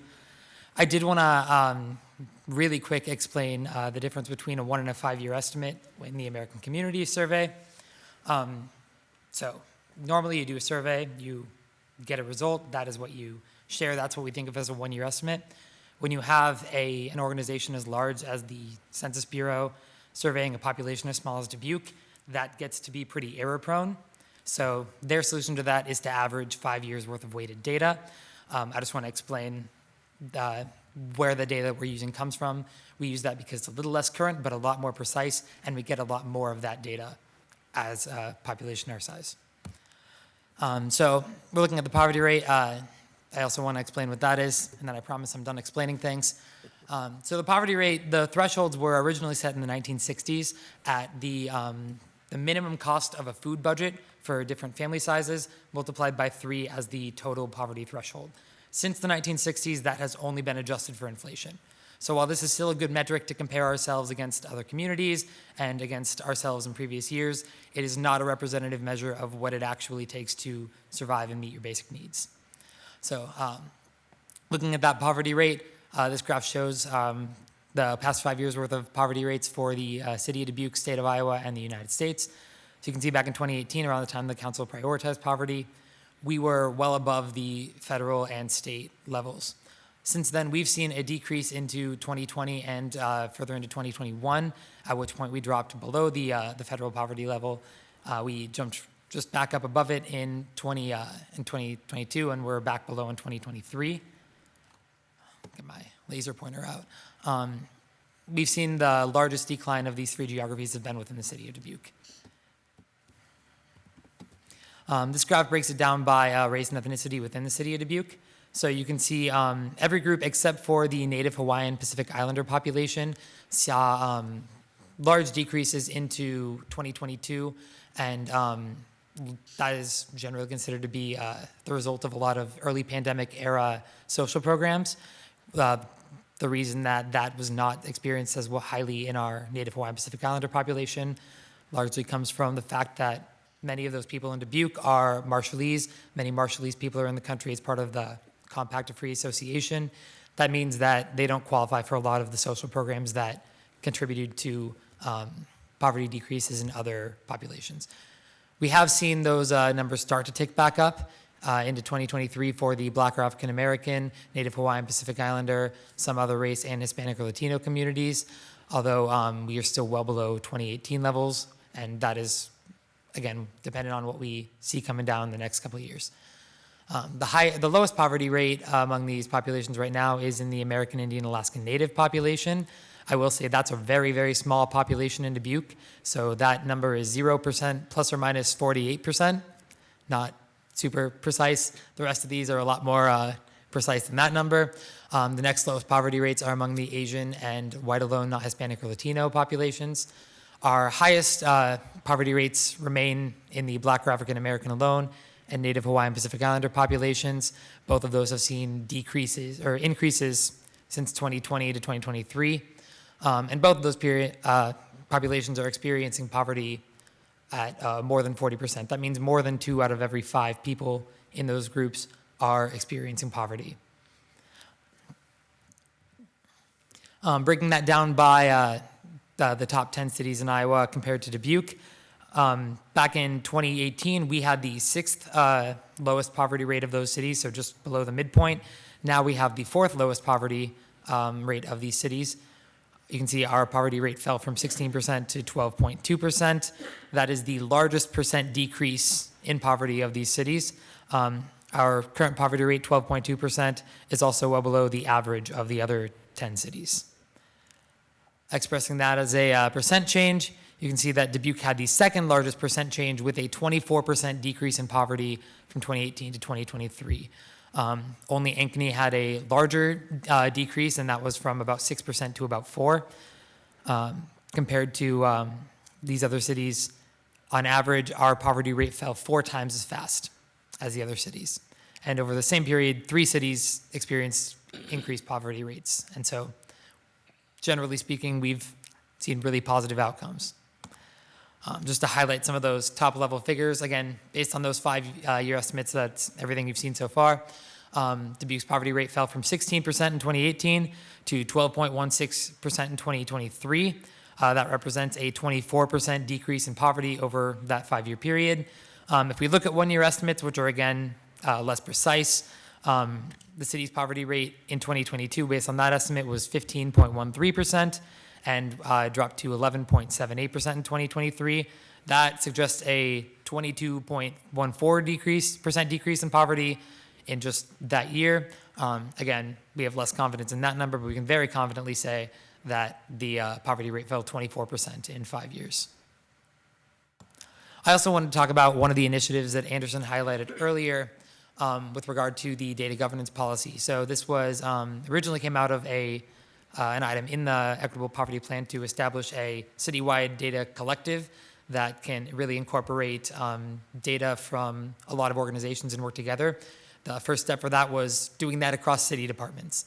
So we convened an internal data collaborative team of 10 people from 8 different departments to spearhead this effort and to work on developing a policy. We received a grant from the National League of Cities to hire a contractor that helped us figure out where we had data capacity, where we had data sources we could make better use of, and also what weaknesses had, things that we needed to look at moving forward of how we can better use data, better get to that goal that you all have set out of being more data-driven and outcome-focused.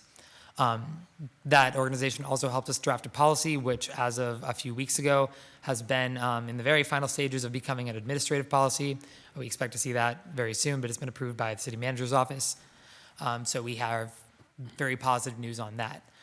I do want to, I want to highlight that beyond that, we established a policy. That's fantastic. Now what our next step is really moving towards continuing education, not just on the policy, but also on how we can better use data resources across the city. We now have a team of data stewards representing every city department who have already received training on the policy and some tools, and we'll be building out a lot more resources to help those people better use data in their own departments. And I want to personally give a shout out to all of the data governance committee members who put a lot of effort into this.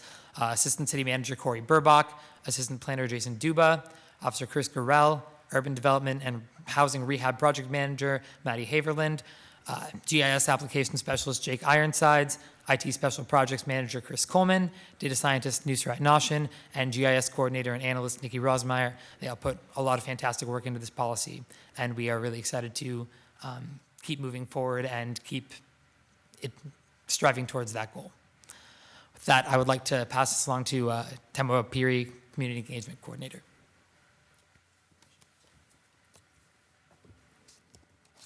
All right. How's everybody doing? Thank you so much. Thank you, Braden, for that. Just fires me up every single time because he just does amazing work. And so, Temwa Piri, Community Engagement Coordinator. And I just want to say thank you, Mayor Kavanaugh. Thank you, City Council members. Thank you, City Manager Mike Van Milligan. I'm just really excited tonight to share about the great work that we've been doing with our department and just the great partnerships that we've been having. And one of those partnerships I wanted to talk about is that was mentioned earlier is partnering with our Women's Leadership Network to host one of their monthly luncheons. And so this was a discussion with a panel for us to have an opportunity to hear from women that are in male-dominated industries and what their perspectives are like in that. And so this event actually drew over 100 women, So this event drew in over 100 women that from across the community that came to participate in this. And our panelists represented various fields, sorry about that, and such as manufacturing, engineering, emergency services, human resources. And what was great about this was a great opportunity for the questions that were asked of how did you find the confidence, how did you find the tools, how did you find the resources to step into that leadership role in a space where you may not have felt, as represented. And the conversation that was there is, one, believing in yourself and just taking that chance and betting on yourself, but then also surrounding yourself with individuals that want to mentor and pour into you, and women empowering women. And so it was just a very beautiful event just to hear the connections and also to hear how the different stories of empowering each other to get into leadership positions. But we're also very grateful for the Telegraph Herald for sponsoring and holding these events and supporting it. And also special thanks to Braden Daniels and Nusrat Nashin, as well as Liz Martin for their invaluable leadership and contributions to the success of this event. So I want to talk about one of the programs that we get to host in that City Life. And so it's an opportunity for community members to meet with various city departments, ask questions, take tours. It's like a behind the scenes, but not really behind the scenes because you kind of see, a lot of our residents interact with us, but may not be aware, like, that is a city service that I'm interacting with, and how can I get even more connected? So this program allows for them an opportunity to not only build that social capital because they get to interact with each other and make new relationships, but also the political capital with our department managers. And so in the past, with your leadership, you directed us to be able to offer this in Spanish. We were able to do that, and just recently we were able to offer that in Marshallese. And one of the great things that I was really blown away by is not only just the education within the Marshallese community, but the impact that water has when it comes to what has happened within the islands. And so being able to take a tour over at our water department facility was huge, because it was an opportunity to see just how much intentional effort that our team takes in purifying our water, being able to ask those questions and just seeing how again, the intentional efforts that are put into making sure that we have quality water within our community. So that was something that was just really great to be able to see and experience. And when it comes to this program, it's not something that we just say we are going to do for the community. We wanted to co-create this. So we convened, and we also built relationships within the Marshallese community, individuals that wanted to help collaborate with us to develop this program. And what are some of the important departments or issues or things that they would like to actually get more connected with? And so that was something that was really beautiful that we were able to kind of go through. And as you can see, this is just data going back onto the participation that we've seen over the years for City Life. The program is hot. A lot of community members are really excited about being a part of it. And again, we want to continue to not only just offer it, but look at the data and see who's maybe missing, right? When we look at our boards and commissions, we want to be able to have that representation of what our community looks like. And so we want to continue to strive and push and connect with residents within our community, so that way we could continue to create that opportunity for education on how our local government functions and works, but then how can we empower individuals to actually get involved? They can get on a boards and commission. They can also sign up for employment opportunities. We're able to kind of show them that, as well as getting involved with just where they live with the neighborhood associations. And so that is, again, one of the things I'm really passionate about, because after the program, you hear a lot of community members, they're like, that was really exciting. I didn't know that all this was kind of offered, but now I know how to access that, and I know who to contact, and that's been really awesome. So again, what we're looking to do is continue to offer that program, but continue to push that limited envelope of how we offer it. But one of those other ways is engaging with our youth, right? Our youth are our future. These are our future leaders, and I really enjoyed the sustainability conference this past few days, and one of the things I heard is about being able to engage our youth. They're very passionate, and they're very excited to actually be part of the solution, and some of what they just need are the resources and knowing what is out there that I can actually take advantage of. And so one of the things that we were able to do is create a partnership with our IJAG, with the IJAG program with our high school, so it's Iowa Jobs for American Graduates. And so this gives them a hands-on experience for being able to understand, okay, if I want to be a police officer, what do I need to do to be able to become one? If I wanted to be a firefighter, what do I need to do that? If I want to work in public works, what does that look like? We took some students on a tour in the public works, and one of the kids just stopped and started looking at all the equipment that was there. It's like, wow, I can be around all of this. And we're like, yeah, you can, and there's different opportunities that they can connect with. But this has been a great program because we've engaged over 150 students, and we continue to do that. We actually kickstarted this program last month in March, and so the final session is going to be tomorrow, and we're really excited to also have our students come over and present kind of what their experience was to you later on in May. So what can I say about neighborhood associations? Just love it. Absolutely love it. So this is, with our neighborhood associations, it's an opportunity for residents to connect with their neighbors, to build those relationships, and then come together and find how do we want our neighborhood to look like? What are some things that we want to accomplish together? And how can we connect with those resources? And so that's a great opportunity that we get to have, is to build that relationship, to also connect those resources for our neighborhood associations. Again, what's important is we don't do for, but we do with them, right? Whatever it is that community looks like for them, we want to be able to do that with them. So one of the things that we were able to create is the neighborhood toolkit that we've kind of mentioned and referred to before, but it's an opportunity to actually create that structure within those neighborhoods when it comes down to the goals, the leadership, boundaries, and other things. Anderson also mentioned it for us. Again, we listened. How do we implement our goal setting? How do we implement our budget department within the process with our neighborhood associations? And so we're able to actually have that in January, and then later we'll have it in April. But one of the key outcomes is just being able to get residents that are actively engaged to where they live, and just taking responsibility for whatever those things are that's most important to them. And so here's, in the middle picture, Matt over there is just having a great opportunity to connect with other neighbors. What was really cool is a lot of people were sharing, like, I may not actually have taken the time to connect with my other neighbor because of just being shy. And this created an opportunity for me to actually meet other people and build those relationships. So again, love the great work that's happening within our associations.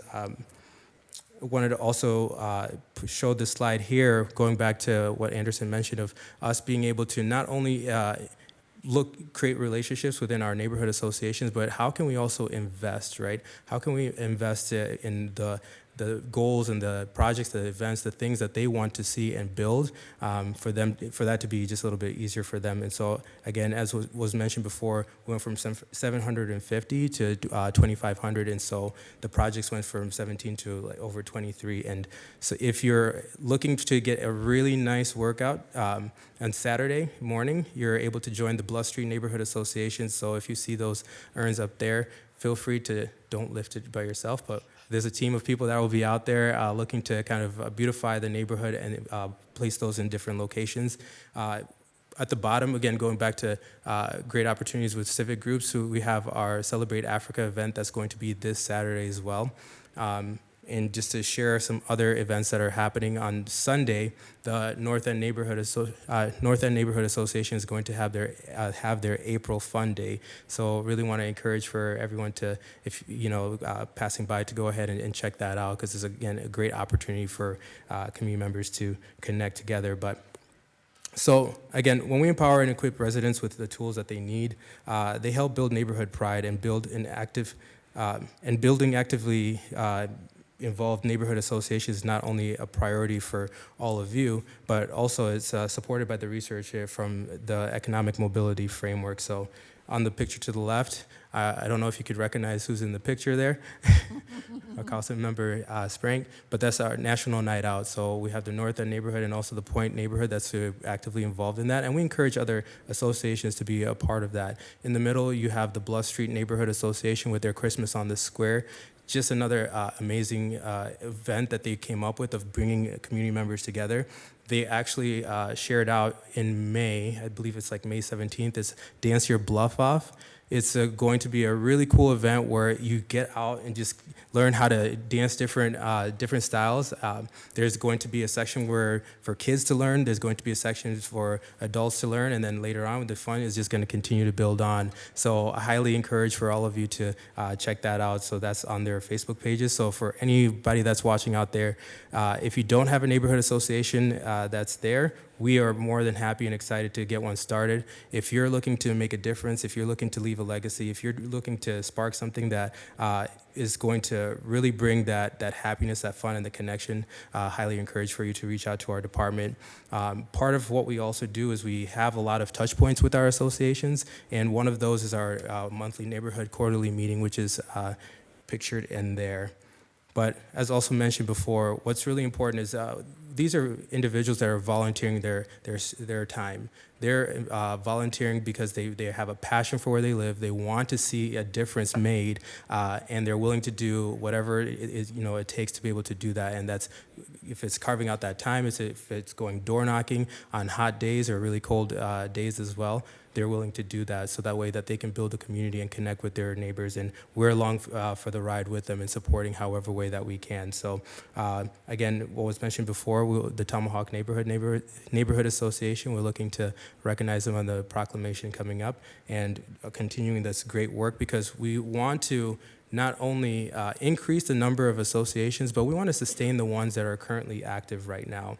And so that's a continued effort that we have, and we have a good time doing that too. So one of the events that we love to also highlight and to address is for poverty and building a sense of community is the annual North End Neighborhood Job Fair and Picnic. So this is a partnership with the North End Neighborhood Association and Clower Manufacturing, where they came together. It's like, how do we connect with our neighbors in our backyard and let them know that, hey, we're here, and there's also other employment opportunities. And so this came to fruition to where Clower Manufacturing and the North End Neighborhood Association coming together to put this on in our community over at the B branch, so that community members who have an opportunity to not only have some fun activities by the different business vendors that are there, but also learn about what opportunities are out there and actually apply on the spot. So there was also live music that was there.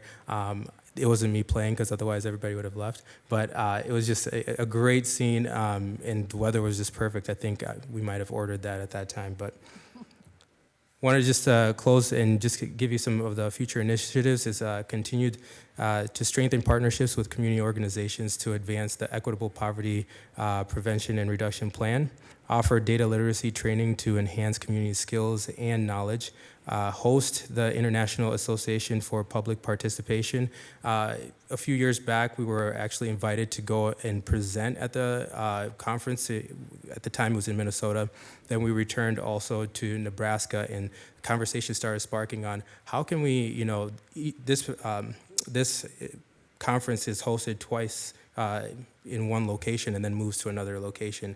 And so Dubuque is actually going to be the next location for us to host the conference in 2026 and 2027. So super fired up and excited about that. And again, continuing to increase and activate neighborhood associations throughout the city limits and implementing city life with our young professionals initiative to foster engagement and development.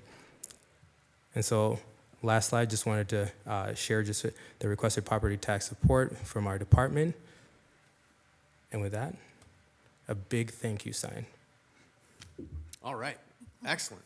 Well, thank you, Anderson, Temwa, Braden, thank you very much. First, we are in a public hearing to discuss the Office of Shared Prosperity and Neighborhood Support. Do we have any public input on this evening? Seeing none here, anything virtually? Nothing virtually. All right, back to us then.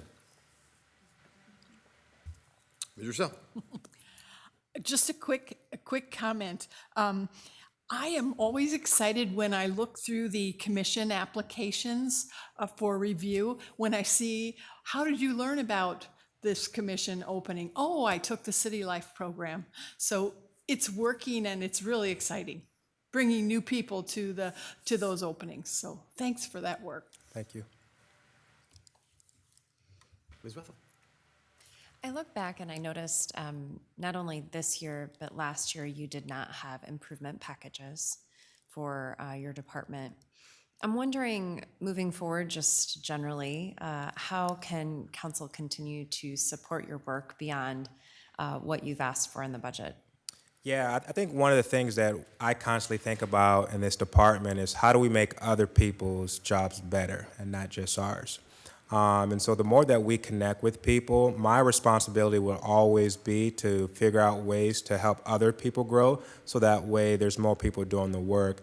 I will say down the road, if we continue to grow with neighborhoods throughout this community, it's going to take more than just one person.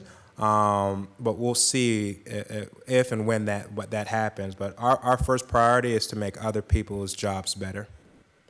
Thank you. The only other thing I wanted to add is in going to some area neighborhood associations within my ward, it's interesting. So Bluff Street has a lot of folks who, some live there, but many are business owners or property owners there. And so, for instance, the Saturday morning planter potting is actually a lot of people who live and work in that area, own property in that area, as opposed to the Fenland Place or Langworthy. Those are folks, it's very residential neighborhood association. But for instance, for Langworthy, bringing in folks from Heritage Works to talk about historic preservation and what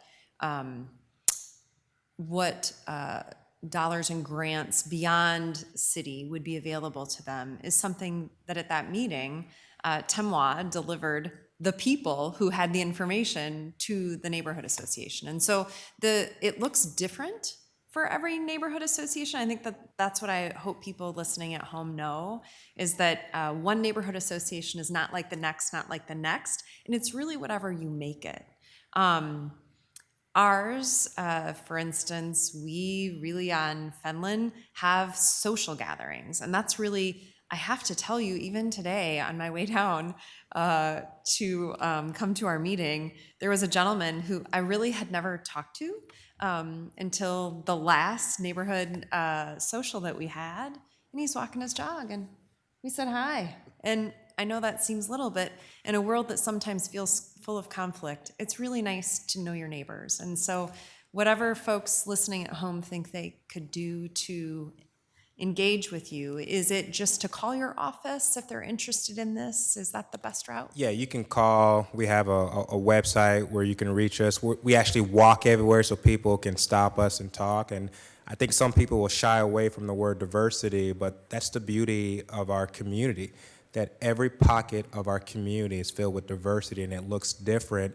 And it's also complex in how we engage people. So when we get out, boots on the ground, how we engage Bluff Street is going to be different from how we engage the North End versus Finland. But that's the beauty of bringing a lot of voices and people together, because we know there's a bigger picture, because once we include more people, they can help make the community a better place because they know what's best for their neighborhoods and their community. So I appreciate that comment. You bet. Mr. Resnick. Thank you. Got a lot of great work here. I was wondering, you do work for neighborhood support, and I was always interested with the welcome wagon way of doing things. I remember, but our neighborhood groups actually do that. I remember I moved into a neighborhood, the Langworthy neighborhood, and somebody came by that first year and say, hey, there's a Langworthy Neighborhood Association, and we'd like you to be part of it. That felt great that they wanted to be part of that situation and, part of the neighborhood. I know that talking to some educators, the transitory nature of our society sometimes is a big challenge to making neighborhoods have a cohesive feel, that, the same 5 people are doing all the work, because a lot of people are going in and out. But the idea with the welcome wagon where, they come and they visit the new people, they say, here, they're more business, like here's a bunch of coupons for people, that you might want to visit these businesses. But it sounds like that you're kind of doing that when you meet people. Here is a welcome wagon. Here's the interesting things that are happening in our community. Here's what you can do. Here's where there are some services that you might be interested in, or somebody might be interested in. Do you actually have anybody watching, or not watching, but just knowing the ins and outs of different neighborhoods that maybe you can touch base with new people when they're coming in, not right away, but after they get settled down? That's tricky. We have that vision right there for all neighborhood association as new people are coming in to have a welcome package. That has been something we talked about. Most recently, Timwa has been able to work with, again, some of our college students to understand why people don't attend neighborhood association meetings. Some people are not aware. Some of it could be because of time. But I think that's something we can scale more, boots on the ground, knocking on the doors, even if it's just to get 5 to 6 people to attend a meeting. I think there's some opportunities right there. And I think our neighborhood association leaders currently right now do a good job of sending emails, trying to have these social events to get people out just to meet their neighbors. So there's a lot of strategies that need to happen to engage neighborhoods. So it's an exciting time. And, you know, the other thing I'm sure you know is that poverty is not in just one area or two areas of town. I remember I got a call from a woman who lived in a very nice neighborhood, but she said, please see if you can do what you can to cut down on spending. Right now, we have Tuesday night is cereal for breakfast.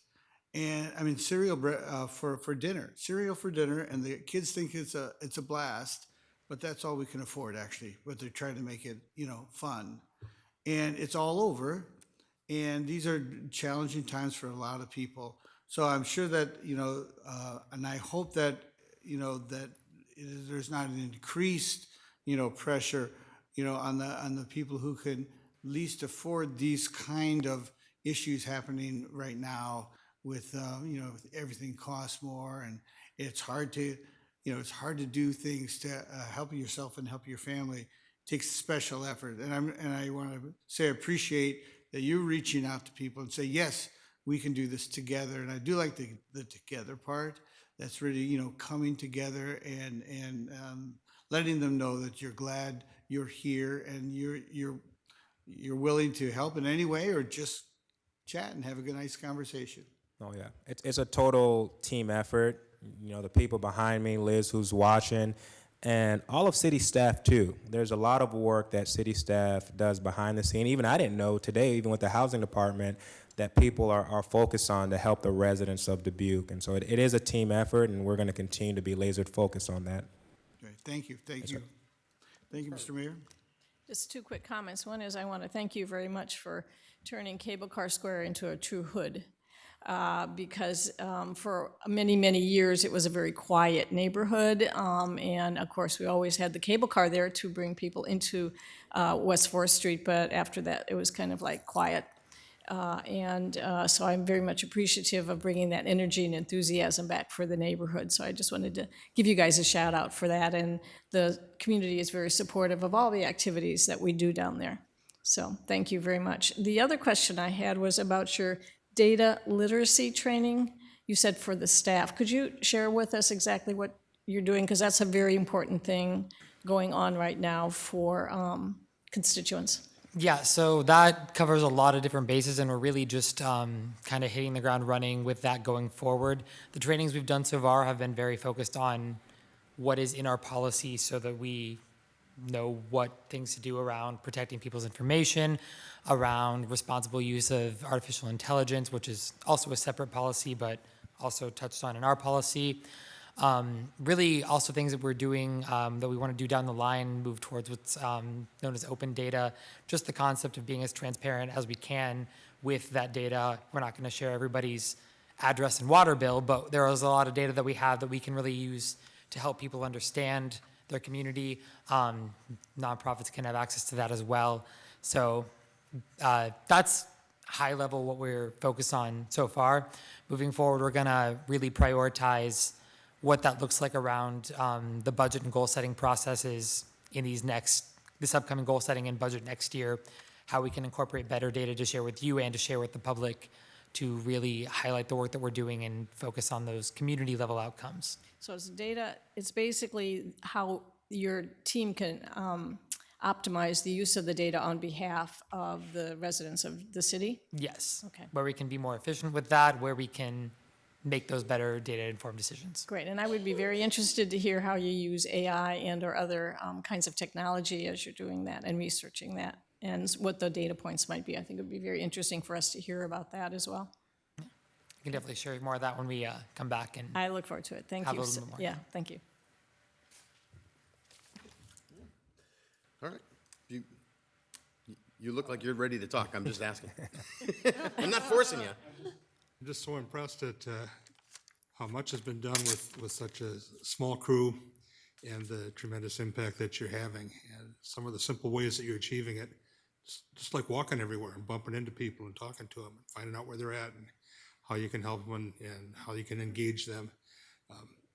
It's a beautiful thing to have more people engaged in all the conversations that drive what we do up here. And you're moving the needle very much. We appreciate it. Thank you. Thank you. Well, we've all spoken. So, yeah, first of all, it has been fun to watch this department grow and change over time and be able to see the real impact that you are having.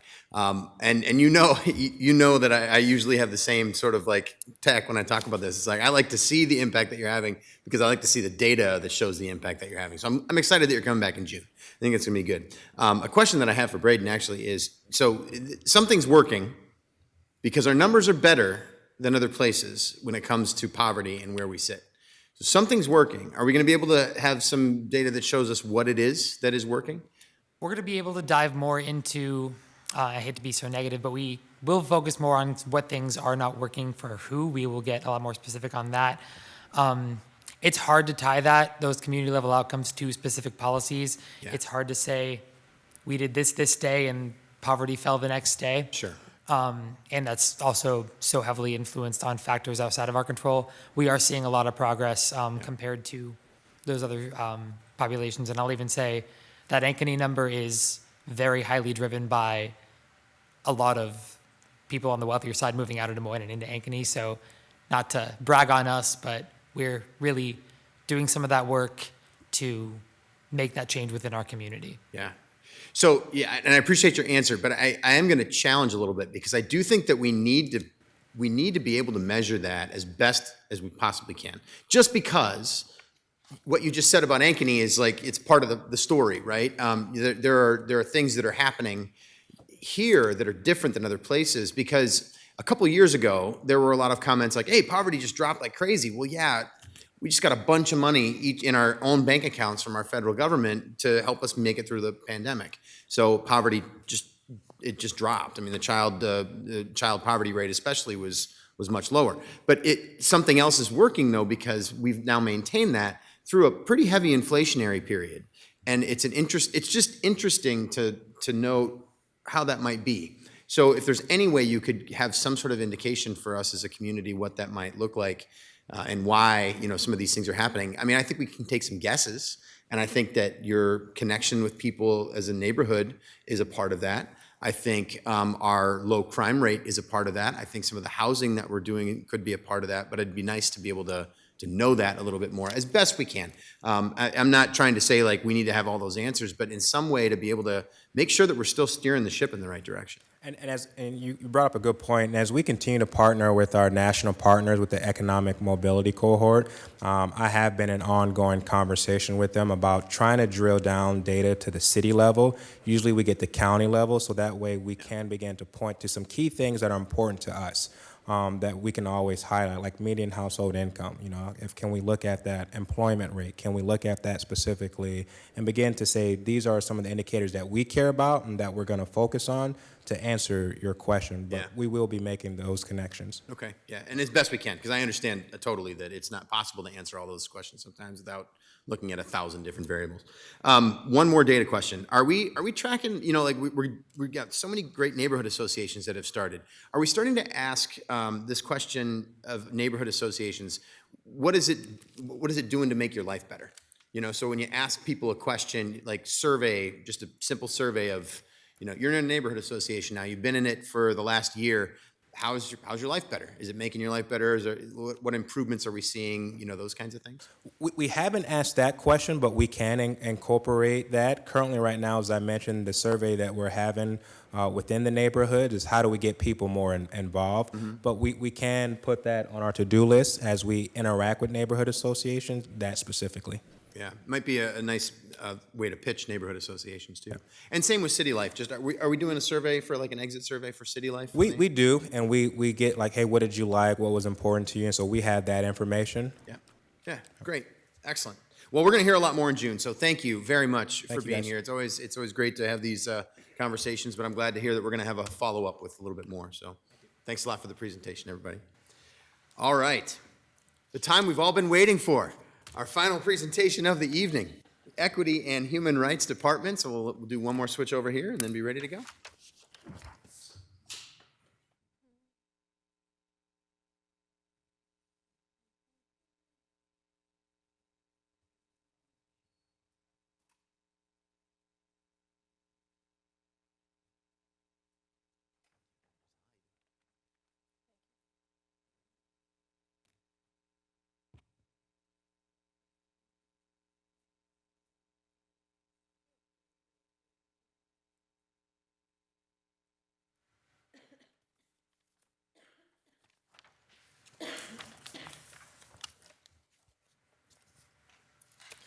Good evening, Gisela Aikenshado, Chief of Equity and Human Rights. Hello, Mayor and City Council. So I'll try to make this as brief as we can, considering the time.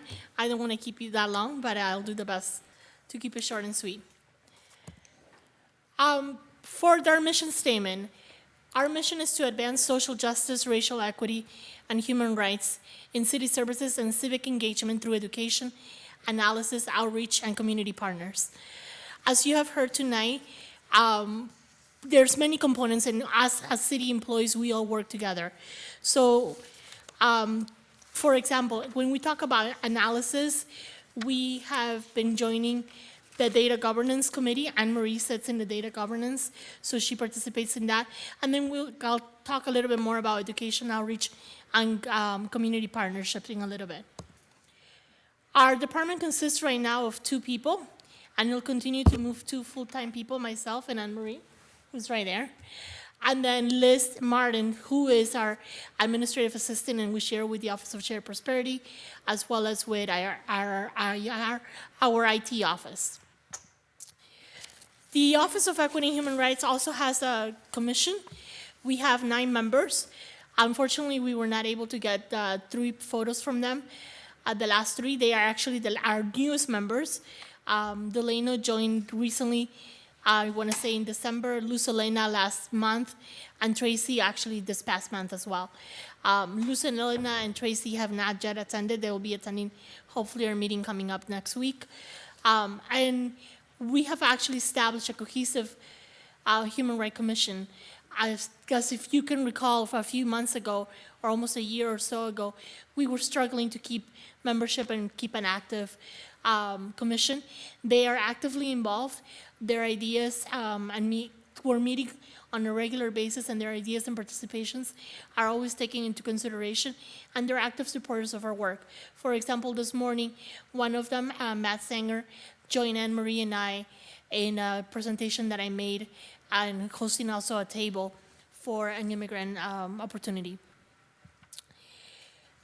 These are our 3 service areas. Our 3 service areas consist of equity plans and projects, advocacy, and education. When we talk about equity plans and projects, we talk about the framework of the city being a backbone to the framework. Advocacy, we are focusing on being those bridge builders, those community resources, and then educating, doing as well a lot of outreach. When we talk about advocacy, I do want to highlight that there are 3 C's that advocacy falls under. Number 1, collaborate. 2, connect. And 3, communicate, which we all do, which our team does. Even though we're a small team of 2 or 3, or 2.5, I would say, we collaborate with all the departments, we connect with the community, and we communicate as best as we can. In less than 24 hours, we're always reaching our phone and answering calls if we miss them, and they leave a message. Services to the organization. When we talk about the services to the organization, we do participate in what's called the monthly cultural creators, which is part of our All Employees Wednesday webinars. Anne-Marie does a fantastic job.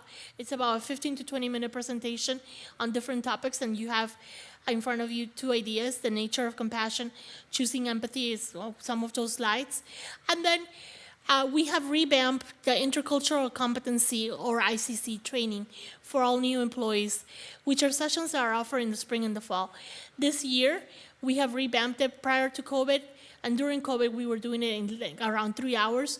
Right now, we're doing 10.5 hours in a lapse of 3 days. So it's broken down. So now all employees are sitting to 10.5 hours, because that will be hideous, I would think.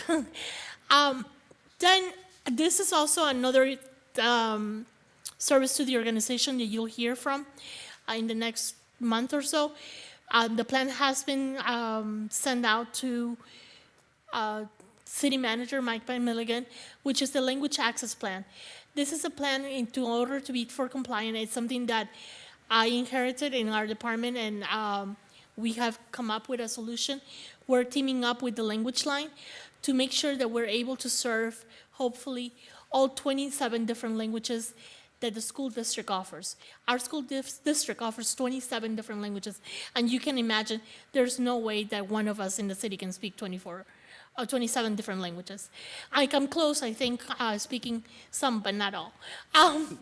With that being said, the focus will be to serve on the non-English speakers, having interpretations and translation of those documents that are important for procedures, recommendations on documents, along the lines of what our health department share as well. And then also making sure that we're being able to serve them in events such as City Life as well, and then providing training to the employees will be the next step. And accessing and creating access for those hard of hearing through the Relay Iowa.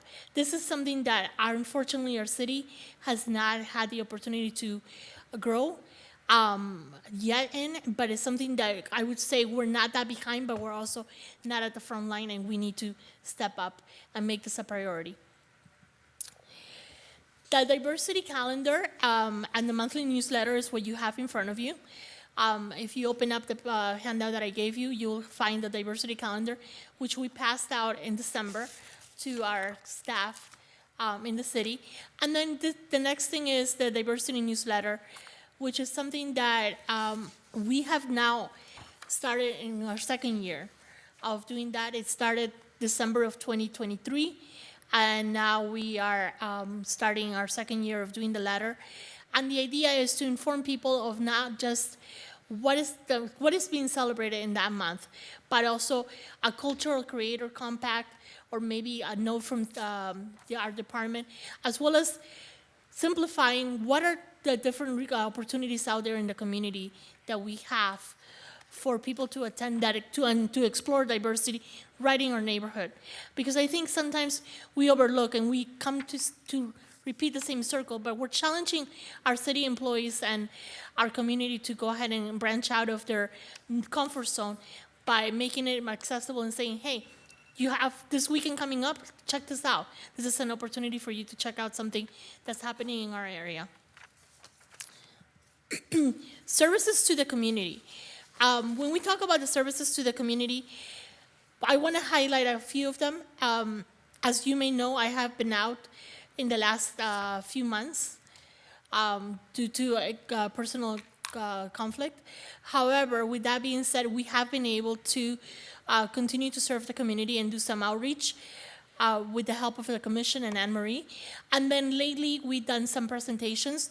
We did in this past December and November, we did tools for dealing with implicit and explicit bias for the Sisters of St. Francis. We also went ahead and supported our Multicultural Family Center during the month of February for Black History Month and provided support there. And then most recently, last month in February, I was able to be a presenter with the Assistant City Manager, Corey Burback, and provide the Building an Emotionally Intelligent and Inclusive Workplace opportunity through the ILCMA conference. Then the last presentation that I made was actually the Empowering Immigrants and Refugees that happened this morning, as I alluded to earlier, for Clark University. I was part of a panel, and we also hosted a table. As you can see from the pictures, we are trying to expand the people's knowledge and people's awareness of our program and our services throughout the community. And then most recently too, I was able to be part of the strategic plan for Crescent Health Center, as well as be able to host them with the Office of Community Impact when the Marshallese Embassy was here. When we talk also about service to the community, we provide a $5,000 grant to 2 recipients. This is our 3rd year. What you're seeing on the screen is the last 2 years, last year and this current year. This current year, we are able to host AfriWell Hub, which is something that is also listed in our newsletter that shows an event that's coming up next month, actually this month in April. And then the Visiting Nurses Association, which they're creating pen packs to the Marshallese community as well as the Latino community. So their focus is on reaching out to those communities. The grant is $5,000, and the idea is for them to expand and to share with the people that are marginalized or can create an impact with those community members. This is the other thing that I provided for you in the little packet that I gave you. That's our service. We are trying to increase our marketing. And by doing that, we went ahead and did a department branding. So it says City of Dubuque Office of Equity and Human Rights. Unfortunately, as you all know, we are in the eye of the political bills coming up and conversations up at the state level. So we might be calling our name a little bit different. We might have to rebrand again, unfortunately. But we're hoping to continue to do the good work that we are doing through our office. With that being said, this is the first year that we are able to track what are our calls, emails, and walk-ins. So Anne-Marie does a lot of the interactions when she responds to what we call the intakes or the calls. Our phone rings at the same time, and together we have tracked about 105 calls. And you can see that the months change. We saw an increase, which was ironic compared to last year. And last year we were not going ahead and tracking them, but just going back from our thoughts and from what we remember. January and February and March have been an uptick this year, just because of the political environment. People are calling our offices and wondering what are the resources that they have, what can we do to help them, and also complaints have elevated a little bit. The fiscal year highlights of the types of files and complaints. As you can see, we have a lot of complaints in regards to employment, and then there's also the files of the types of complaints by discrimination include the race, the sex, disability, and retaliation, and sexual orientation as the highest numbers. What I do want to share is that these people, when they do file, they actually there's actually stories of success. So we had a gentleman that came in, he filed within our office because he had been called racial slurs by his employer, and then he asked for a mediation, and he was compensated monetarily. That's not going to, it's just a way of compensation. It's not ideal, but he was happy with the turnaround of that incident, and we're able to connect them to the community that way, and be able to talk to them and say, these are your choices, these are your opportunities that you have to speak up and advocate for yourself. Other highlights include our internal trainings. As we mentioned, we do trainings internally, but also community outreach, and then discrimination complaint intakes taken. These are cases that have been taken and have fully gone ahead and gone through. So sometimes people will come in, they'll start the conversation, but they won't follow through. So if they come in, tell us their case, but don't sign the paperwork, then unfortunately it cannot be a complaint that's fully well taken. Goals and performance measures, as you can see, we have pretty much done most of them. The Department of with Equity goals, I'll talk a little bit about it in a second. And then the education and opportunities for staff. We have being able to attend a conference. Most recently, I was able to partner up with the Community Foundation and attend a CF Leads on economic mobility as well. So it was a great opportunity to not only learn, but also provide insight as to how economic mobility affects our immigrant community. ICC training, I mentioned that earlier. And then our participation in community events and inquiries received.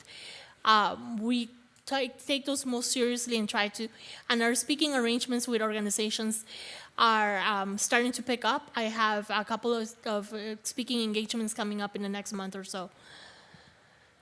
Future initiatives. Our future initiatives include the development and execution of the Diversity, Equity, and Inclusion and Belonging DIB action plan. So back in December, when I was restarting again, I was able to bring together about 7 to 8 members of the city staff and created a DEIB committee. We have created an action plan, and part of it includes to conduct qualitative and quantitative DEIB surveys for all employees, separate from the employee survey, or attached to it. We're still working on how we're going to go ahead and implement that in the future. Provide coaching for all departments.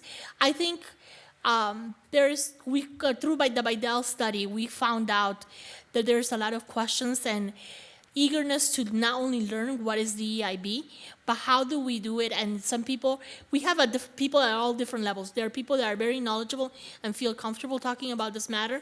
There are others that are, I would say, in beginning stages, and there are others just in the middle stage. So we're looking at providing coaching for all the department heads through that, and then developing a toolkit for the departments to implement DEIB and take it back to their offices. The redevelopment and implementation of the department equity plans. As I mentioned in the previous slide, we show 80% of the equity department plans being done. There's that 20% gap that's missing, but we also want to go ahead and change it. We're probably looking into changing the equity plans and calling them performance plans to a certain degree, just because of the political environment we're living in, but also to make them align more to the universal competencies that Kelly mentioned last night. We're also looking at increasing educational opportunities to the organization on DEIB topics, and then partnering with outside organizations to offer more related presentations and trainings, and then continuing to outreach to the public to inform them of our existence in our department, but also know your rights.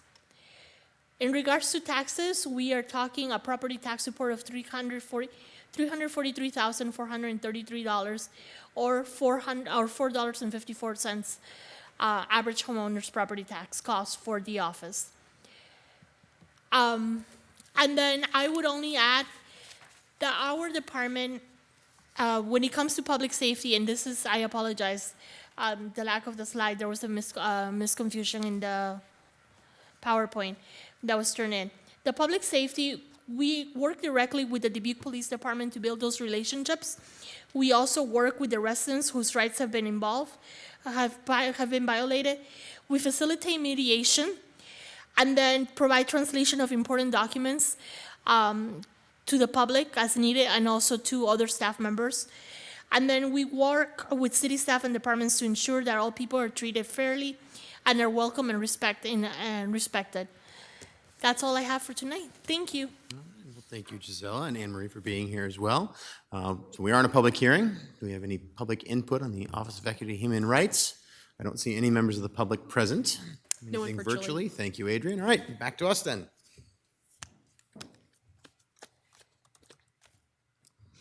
I'm going to say something I said last night. The word equity is not a bad word, and human rights are definitely not a bad thing. So changing the name seems odd to me. I'll just say that. But I think that we are in a. I understand what you're saying about the political environment, but my statement last night was that there's no evidence that diversity is bad, or that equity is bad, or inclusion is bad. They're good things.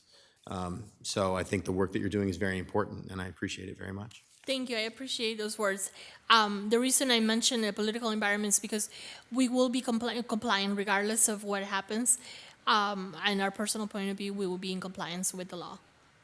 Yeah. Thank you for mentioning that. Mr. Mayor? Yeah, Mr. Jones. I'd like to take that just a step further. The challenge we're having right now with those three words is that people have redefined them to be something that they're not. And if they were those things, I'd probably be against them too. But they're not. And I came across this great quote and shared it with council a couple weeks ago. It's absolutely accurate. Diversity, equity, and inclusion initiatives were not put in place to ensure lower qualified minorities could get hired instead of more highly qualified white people. They were put in place to ensure lower qualified white people were not hired instead of more qualified minorities. Plain, simple, and true. So thank you, Mr. Mayor. Mr. Resnick. I would just like to, first of all, thank you, and Ms. Jeanette, for all the work that you do. And I would also like to agree with my colleagues and say this is very important work. Whatever you call it, I'm sorry that they're changing the name, I'm sorry the meaning of these words. And I'm glad you're going to comply and continue to do that great work that you're doing. So important, human rights, and civil rights in our city, state, and country.